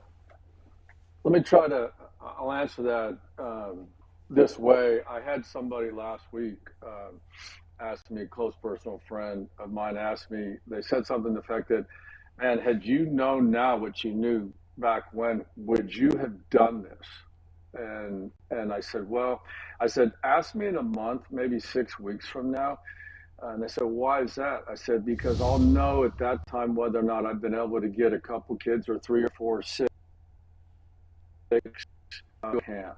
I'll know by that time, because that's the reason I did this. And I did it because I love the game. I want to help this league. I want to help these young guys, in addition to help some younger coaches. Now, I kind of went a different route when I put my coaching staff together, which is very, very small. There's 6 in addition to me.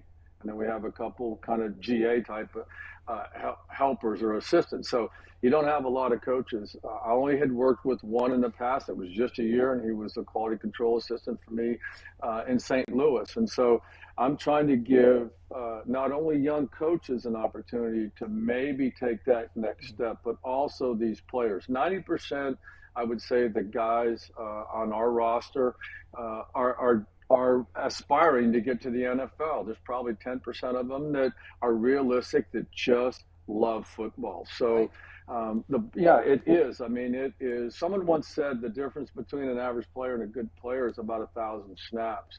We're trying to get these young guys some snaps to, fair, equal opportunities to maybe have a chance to step foot inside of an NFL facility to where they might have a chance to make a practice squad or contribute to a roster. So that's what this is all about. It's year one. We've got a lot of bumps in the road, and at this point really impressed with the production. You guys have seen some of the games or bits and pieces of it. Fox doing a great job with the production aspects. It just all came together real fast, and so like I said, there's bumps in the road, there's twisted turns, there's stuff around the corner that we haven't anticipated, but I'd say by and large, and you guys will get a close hand look at it in a couple of weeks when 4 teams come up to Cleveland, and they square off and they anoint a champion after the first year. And Coach, I wanted to get into that because it was a great choice to go to the Hall of Fame to have these games for the Final Four, because obviously it's the birthplace of football. And as someone, I've lived in Cleveland for 11 years, but not growing up here, growing up in a place that was more a baseball town and then moving to Cleveland, and you're like, oh my God. I mean, I thought only Texas was crazy about football like this, but no, Ohio is as crazy, nutty about football as any state in the country. So I think it's a perfect location. I think the league made a smart choice coming here. Do you know what? I mean, is it for that reason? I mean, it's obviously a cool field, but is it part of because, the love of football in Ohio that you came here? Well, Ohio is the house of the Pro Football Hall of Fame. Yep. And, that's a great venue. As a matter of fact, I was up there, last summer.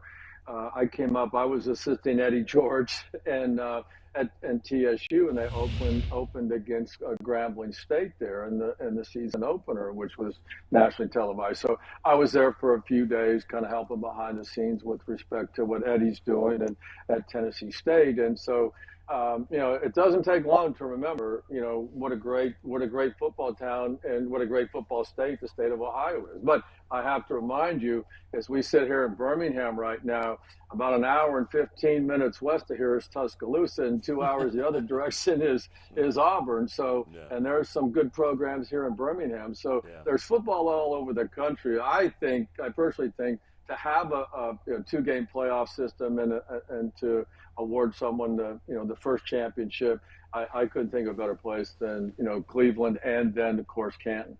You just mentioned Eddie George, and obviously everybody loves him here, and you coached him. Now you're working with him as he's coaching. What's that like? The dynamic change, if you will, and how's he doing? Well, he's doing great. I stepped. I was pretty much involved. I think I missed 1 game last year, so I attended all the games. And I'm gonna, when we're done here, I'm gonna go back to doing whatever I can to help him. He's a great man. He's a great friend. I love him like a son, and he's very, very passionate. And I think moving into his second year at Tennessee State University, I think you're going to see significant improvement. I mean, he's doing everything he possibly can. I don't know if you guys were aware, but to start the 23 season, Tennessee will be the visiting team in South Bend, and they'll play Notre Dame, which is going to be a historic game. So a lot more attention will go to TSU in 23 than this year, but I think they're going to do just fine. Yeah, nice. And we're watching Eddie closely. It was so fun to watch him, not just at Ohio State, but his professional career. Oh, great player. And Coach, when I think of your career, there's so many things that stand out. Your time with both Houston and then Tennessee and then St. Louis and Los Angeles. But the one thing that stood out most to me was Super Bowl 34, and I hate to bring up bad. I hope it's not a bad great memory. Season.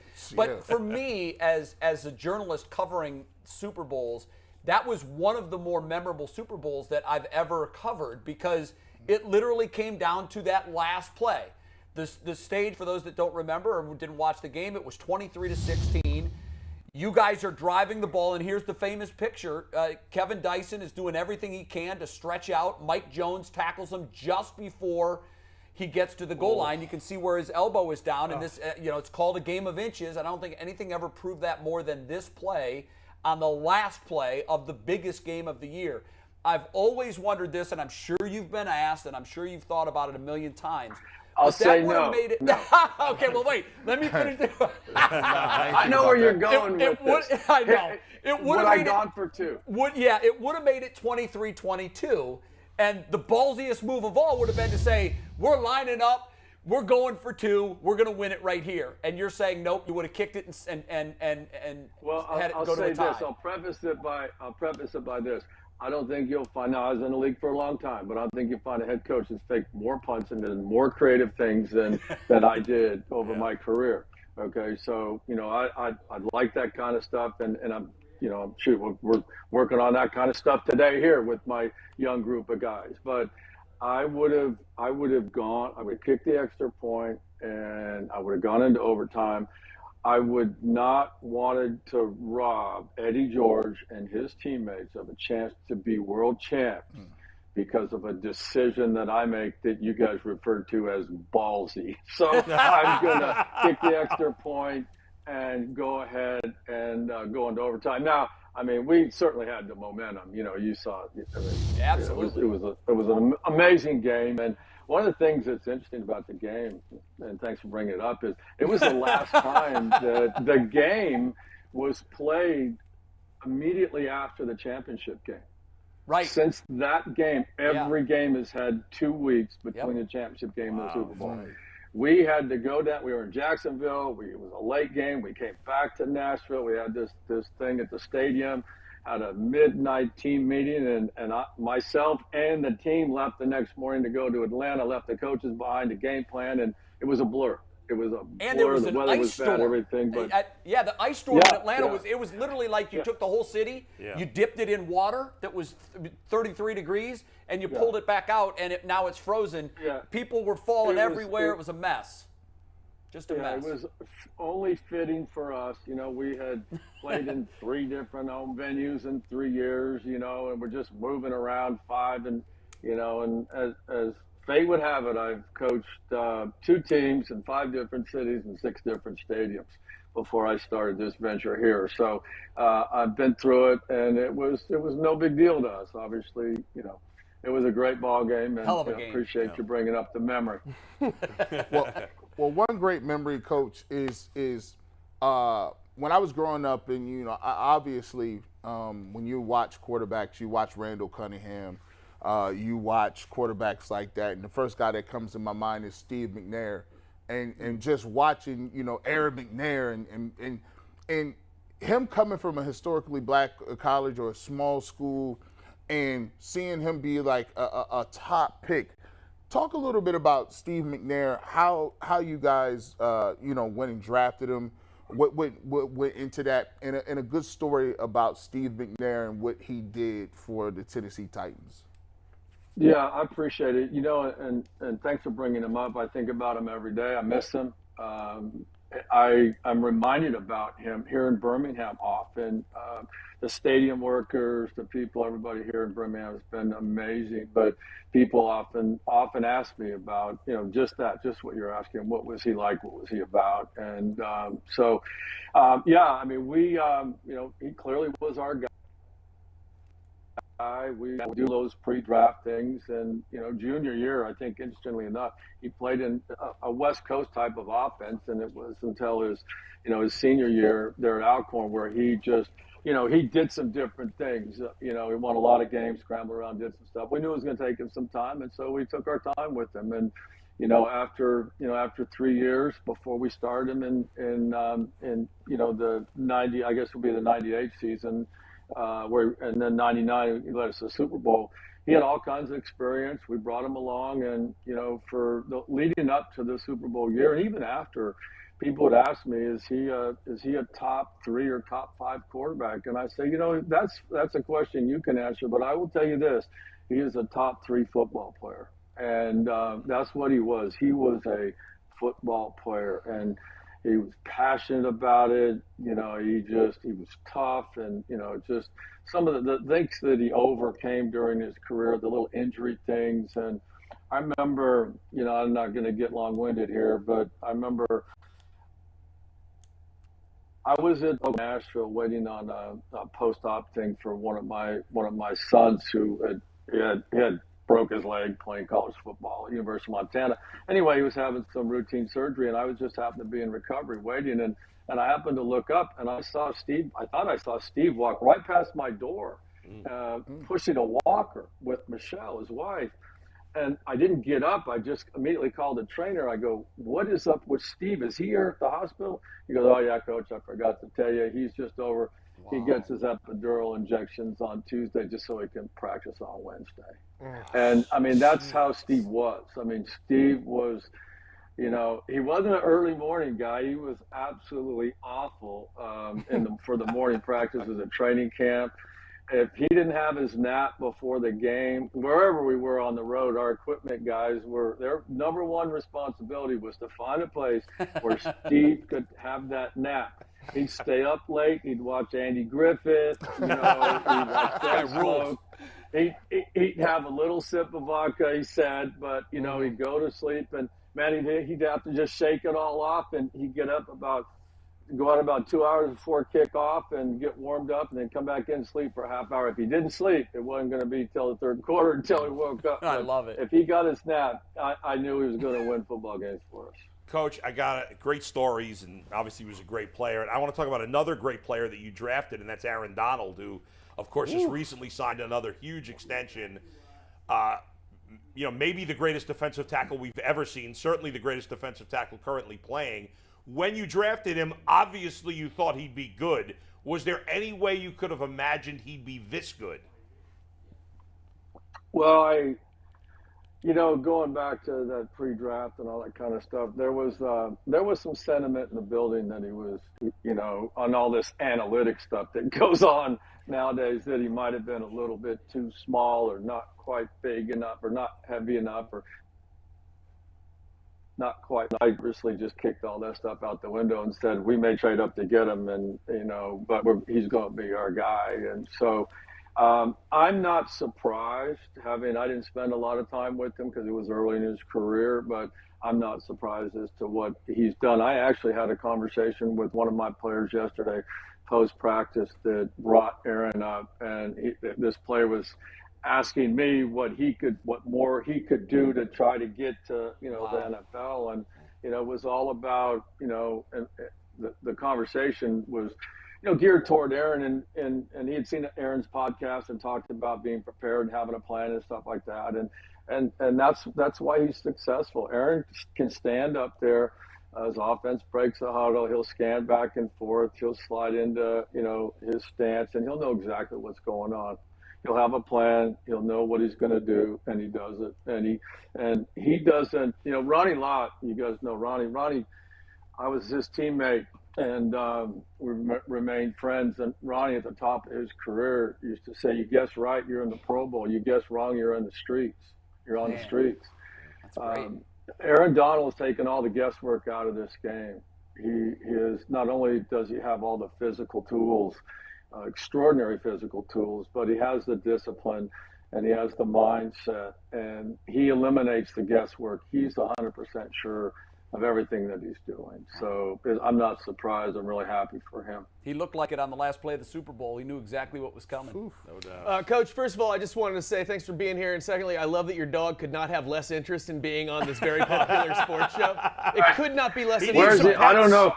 He needs some petting. Oh, he did. It is thirsty for some pets. He wants some He's petting. really stressed right now. I can only imagine.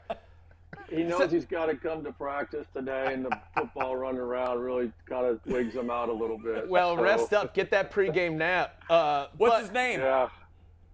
That's Dirk. That's my buddy. Nice. You know, people joke around. They go, what do you got your dog here for? I go, because he's an emotional support dog. I need an emotional support here in this league. But I'm just being facetious. I'm really enjoying myself. And it's about this game, man, and when I've been blessed, I've had a great career. And you have. No regrets, and I'm now in giving back mode. So anything I can do to help anybody, I'm all up for it right now. Very good. I appreciate the opportunity, guys. I'm big fans of yours. So well, listen, keep up the good work and go out and check the league out when they come to Cleveland and on to Canton. We will, but and we know you got to go. We're going to just a quick hypothetical. We love to play those on this show. I'm no hurry. Come on. Okay. I'm in no hurry. I know you love fly fishing and Montana and the great outdoors.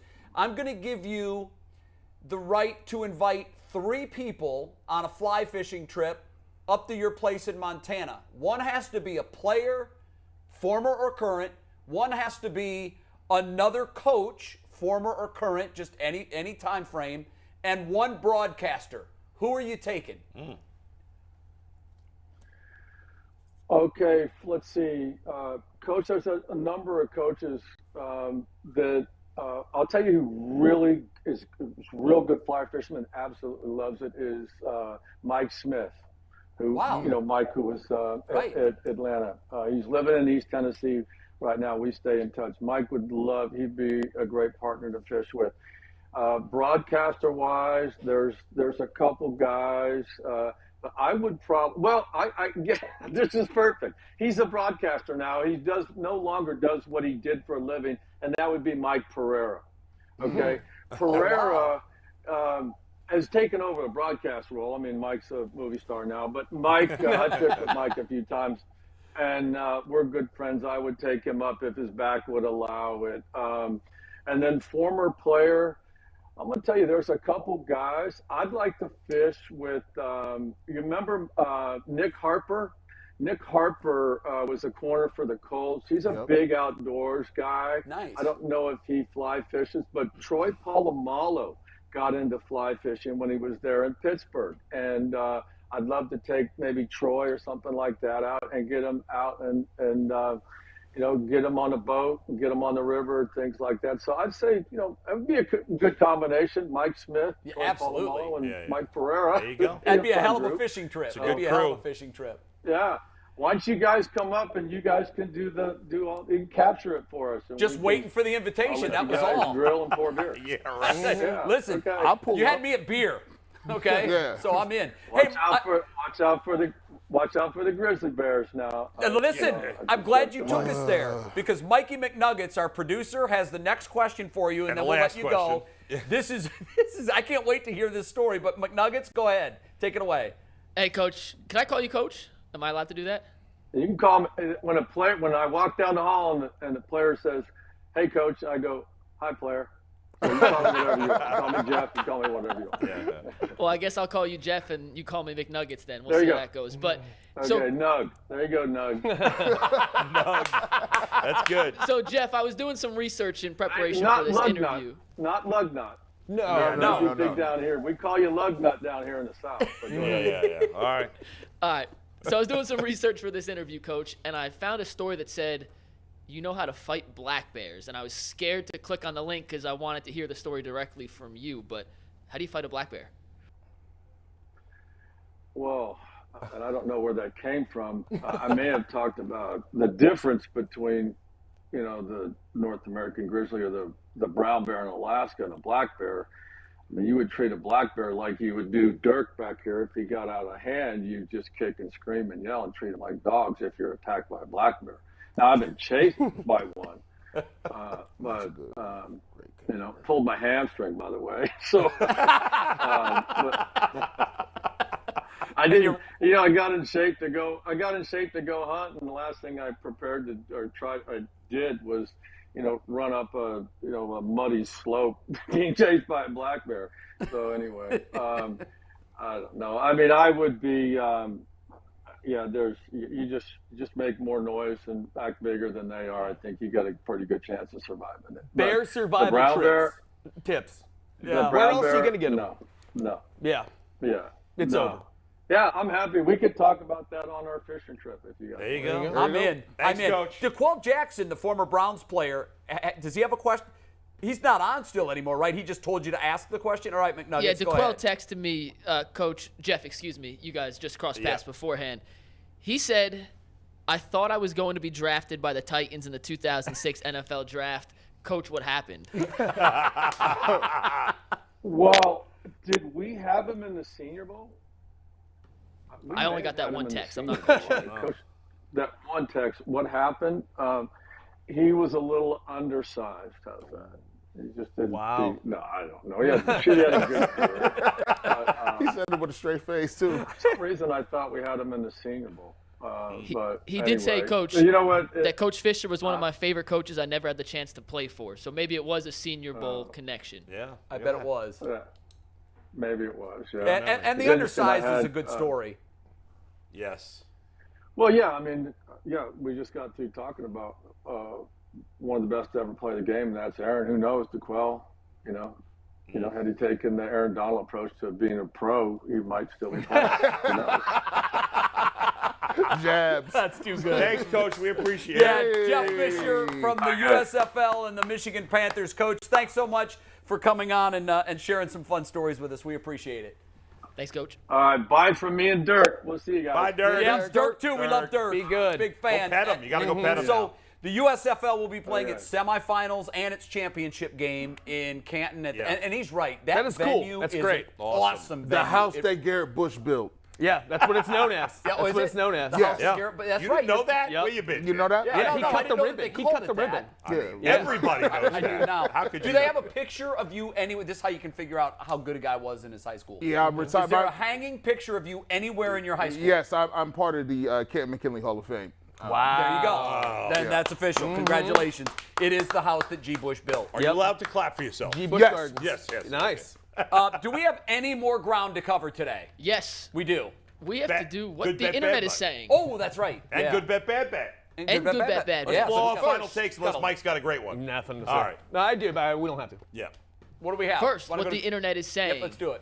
Which, as always, is sponsored by PCC Airfoils. Looking for a job yeah, with they're the best. career advancement and great benefits? PCC Airfoils is a leading manufacturer in Northeast Ohio. that. All locations of PCC Airfoils in Eastlake, Menor, Wickliffe, and Minerva are hiring for all positions starting at $18 an hour and up.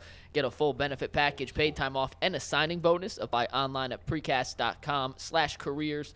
To learn more, the question we asked the internet today: who would you want to add post-1999 to the Browns? And we got some answers that we talked about, some that we haven't. So let's pull these up in order, Tonight Steve. we're First, gonna party like it's night. Phil Dawson. Yep. We talked about that. He was Cade York mentioned. may erase his need, but we'll see. Next, Steve. Tim Couch. Wow. The response to that was, with this offensive line and weapons, Couch could have thrived with this Stefanski offense. Well, I would have loved to see We what didn't Tim even- could have been yeah. with a team around It him. would have been better I than really Baker. Wow. I really do. What else? Anything else? We got two more. Jordan Poyer. Oh, What Jordan. happened with Jordan? Yeah. Jordan Poyer Poyer. went to the Bills and became a monster. Yeah, I know he Yeah. did, but he never moved our But meter. not with the Browns. To me, again, I was thinking of this as what they did with the Browns. So I mean, he was great. He's Yeah. been great. I Oh, mean, as phenomenal. safety Bills for has them. been great. Yeah. Who else? And one more answer, Jameer Miller. Oh, linebacker. yes. I think he That was a came good up- one Yeah. too. I thought about He had a Jameer great Miller. year. Someone mentioned him, I thought, yesterday. He was here. No. What 99 to 01, I think. Right? Jameer Miller. Was it Tim yesterday that mentioned him? Who was on the Tim show? mentioned him Monday. didn't Somebody he? said No. pass rushers. No, it was. I Somebody don't know. mentioned him, I thought, yesterday when we were having When a they say discussion. Jamil Miller, all I can think of Dwayne Ware throwing that helmet. Yes, I know. I don't know One why of the his more name. ugly chapters in our Yeah. ugly Browns history. That was a dark day. PCC Airfoils, baby. There it is. Yeah, they're the best. Never PCC have any dark Airfoils. days with PCC Airfoils. That's the best right. airfoils Mike? you'll ever put in your airplane.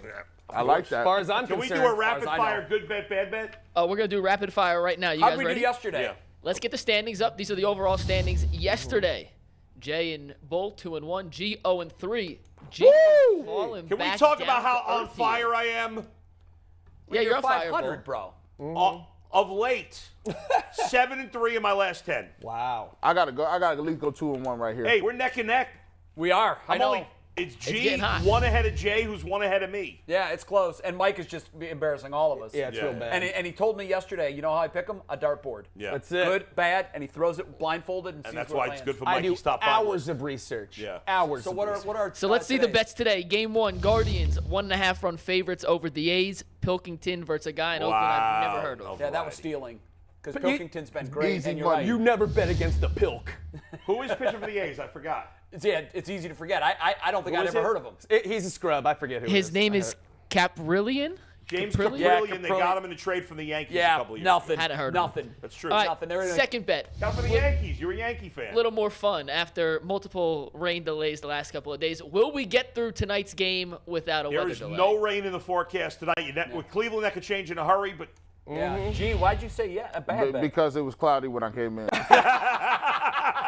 I almost call Betsy Kling on this. My partner on our 5 o'clock show here on Channel 3. Yeah. That's cheating. That's insider trading. It was insider trading because I got mad at Bull when he called and got some NHL tips. So I said, you know what? I didn't do it this time for the hockey one. I did not call my friend. Okay, good. Right. Speaking of last one hockey, is hockey. over 5.5 goals in tonight's Rangers Lightning Game 5. Jay and I are together on this one. That's a lot of goals, The last 3 games have been under. I know they have. And the Rangers have lost 2 in a row. They're back home. I feel like they're going to come out of House of Fire the rest. It is a lot of. You're right. It is a lot of 6 goals. goals. That's a lot of goals. I think they're going. That was a Game dark 1 went one. over. 2, 3, and 4 have been under. They're due for an over on this one. I agree. We'll see.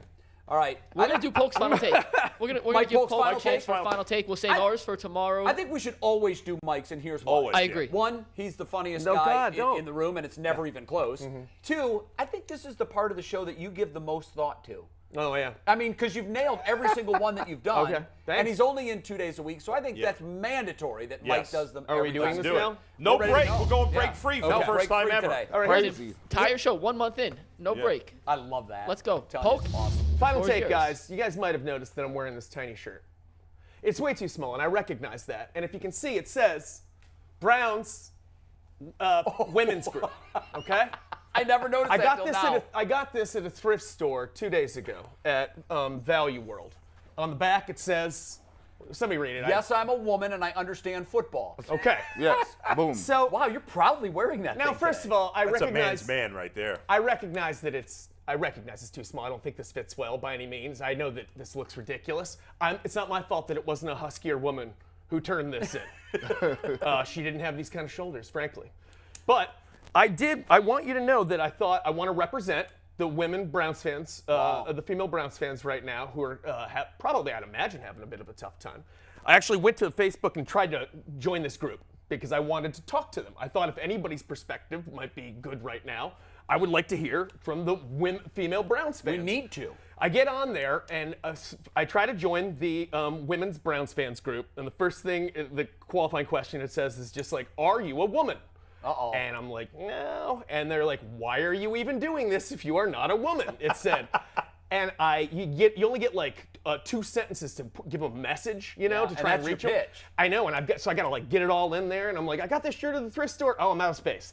And then, but I was just like, I essentially said, I want to join your Facebook ladies Browns fans group so that we could get your perspective, and you guys maybe we can have a representative come on and have them tell us how they're feeling about how they're feeling as Browns fans right now. I'm sorry this isn't funny, you guys. This is actually I'm trying to do. I was trying to do something real. I'm finding it entertaining. So, anyways, I'm inviting the Cleveland female Facebook group to get back to me. I was denied summarily. No, and they were hold on. Breaking news. Can we get the breaking news cart, Steve? I know this is with no notice. What's happening? We have breaking news. Okay, great. Stand by. Stand by. I know it's in there. All right. So this was done to me yesterday by someone on this show, McNuggets. So now I'm doing it to you. Oh, guys. there We it have is. breaking news. Can we get a sound effect? Breaking news. I know, that's what No. I said. He This said is- there's music under there. By our It's 2-month nothing. anniversary. The head of the Cleveland Browns Women's Fans Club will be on our show Tuesday. Yes. Who So is that? they've reached out. Robin. Yes. How Let did me that get her happen? last name. Hold on. Robin. Okay. Go ahead. It's in a group chat. Hold on. Robin. I'm trying to hold my Raciel? gut in. Okay. Raciel? So wait, now did she blow you off, Mike? Well, yeah, I was not accepted to the, and I don't expect to be. You don't want to put a dude Well, but there, maybe, but she didn't message This is me what or you anything. wanted. This is exactly what I So wanted. I want to know, did- was it a result of me trying to join a female Browns fan group? Brianna reached out When did that happen? yesterday. Perfect. Good. So then what happened was then that means that they noticed that, so I scored us an interesting guest, and wouldn't you like to hear what they have to say? Listen, this is the smartest thing that we've done on this show yet. And you know why? I always used to say at ESPN when it was me, Woody, and Skip, I'm like, it's 3 white dudes talking about race. What's missing here? Yeah. And you need a voice in the room. You need representation. Why we haven't done that so far is a miss on our Because part. I had not been to Value World and found this T-shirt. Right, I didn't but even know that it was. You're right. It is. I love that you thought of that. Sure. Because we had discussed it. We've got to do this. And it's going to happen now. That'd and be great. I can't wait. I can't That's wait. great. And By the way, By the way, I gotta give the OG credit for that. We had after meeting. Brad Sellers. Brad Yeah. says, "Hey guys, I met somebody in the gym and they saying I'd love to talk Where about are the that. women on Where the this women stuff? at? Where the women at? So I'll give you credit Now, for that too. the only caveat I would have, Mike, and I don't know how we address this. So I've had this conversation with several women in the media. that we want to do this. What's the right way to do it? And both of them said the same thing to me.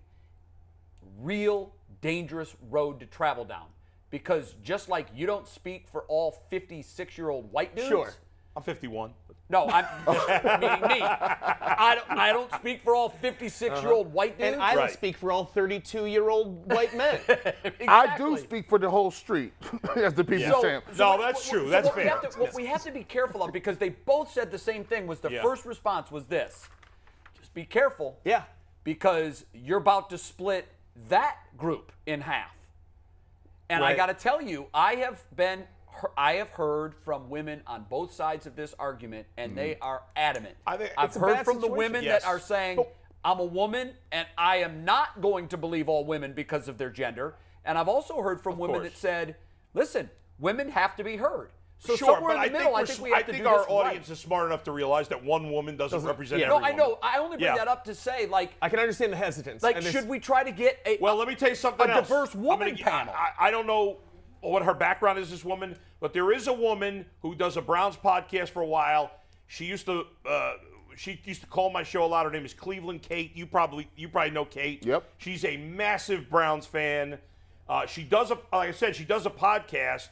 We should try to contact her. She's got a big following on Twitter too. There are a lot of women in media that I think could speak eloquently on this. I think what we have to do, before we go down this road, I love that you reached out. I think that's phenomenal. I feel like we almost need to make sure that we don't bring one woman on who's going to speak for all women. No. Well, then we'll bring on a second one next week. Yeah. Even if we brought in five, it might not be the proper representation. The important thing is that we're going to hear from. Long overdue. Long overdue. So that's my final thought, and I'm glad you're coming on. Thank you so much for not Shout being out to freaked Robin. out. Yeah, no, Robin. Looking forward to meeting you, Robin. We can't wait to have you in, and I'm glad we went down that road, because we've all talked about it. It's long overdue. It's coming. I'm going to need help getting this shirt off, though, just so you guys know. Like, somebody's going to have to hold my arms. That'd be great. Thank you. Right up the back. Yep. Can we use a saw? All right. No commercials today. We went a full 2 hours and 10 minutes of free Our bladders overtime. held up. Yes, and here we are. God So we're back tomorrow. We'll recap the week. It's a Friday. We can't wait for that. So we're going to talk about something that I think Bull brought up in the group chat. Not many teams in the NFL, but that's not uncommon, by the way, because every year there's anywhere from 6 to 10 coaches that get fired, and they're always taken from, usually, other coordinator jobs. So there's turmoil at the coordinator position as well. What's uncommon, Jay, is that the Browns are not one of the teams in that group. I think it's the first time in decades that they haven't. Yeah. So we're going to talk about that, how important that is. Also, Jason Lloyd of The Athletic is going to join us. And we talked about him last week. I mentioned him as one of my favorite one-hit wonders. Joe Charbonneau, the 1980 American League Rookie of the Year. Unbelievable guy. I'm sure he's got great stories. Is he coming in studio? Awesome, even better. And by the way, Joe Charbonneau here tomorrow. You got to get Joe to break down my softball game, because he and I have played 2 charity softball games. I'm sure he's been asked about that a lot. Of course. I'm sure he's got some sort of telestration. By the way, somebody else we got to get on, who is local too, is Len Barker, who pitched the last perfect game. We do need Lenny on. And he told me a great story. I won't share it. I'll save it for him. Wait, a great story about the perfect game. Not just the last perfect game. I think that's the last no-hitter. Have the Indians thrown a no-hitter since May 15th, 1981? Right?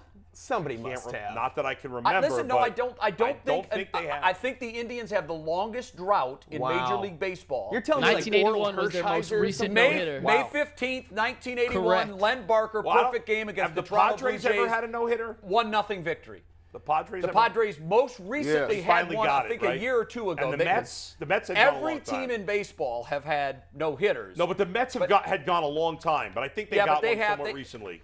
Yeah. Indians, Guardians now, they have the longest drought. Shut up now. All right, we're out of time. We're back tomorrow. Joe Charbonneau in studio. We'll see you then. Have a great Thursday. Thanks for watching the Ultimate Cleveland Sports Show.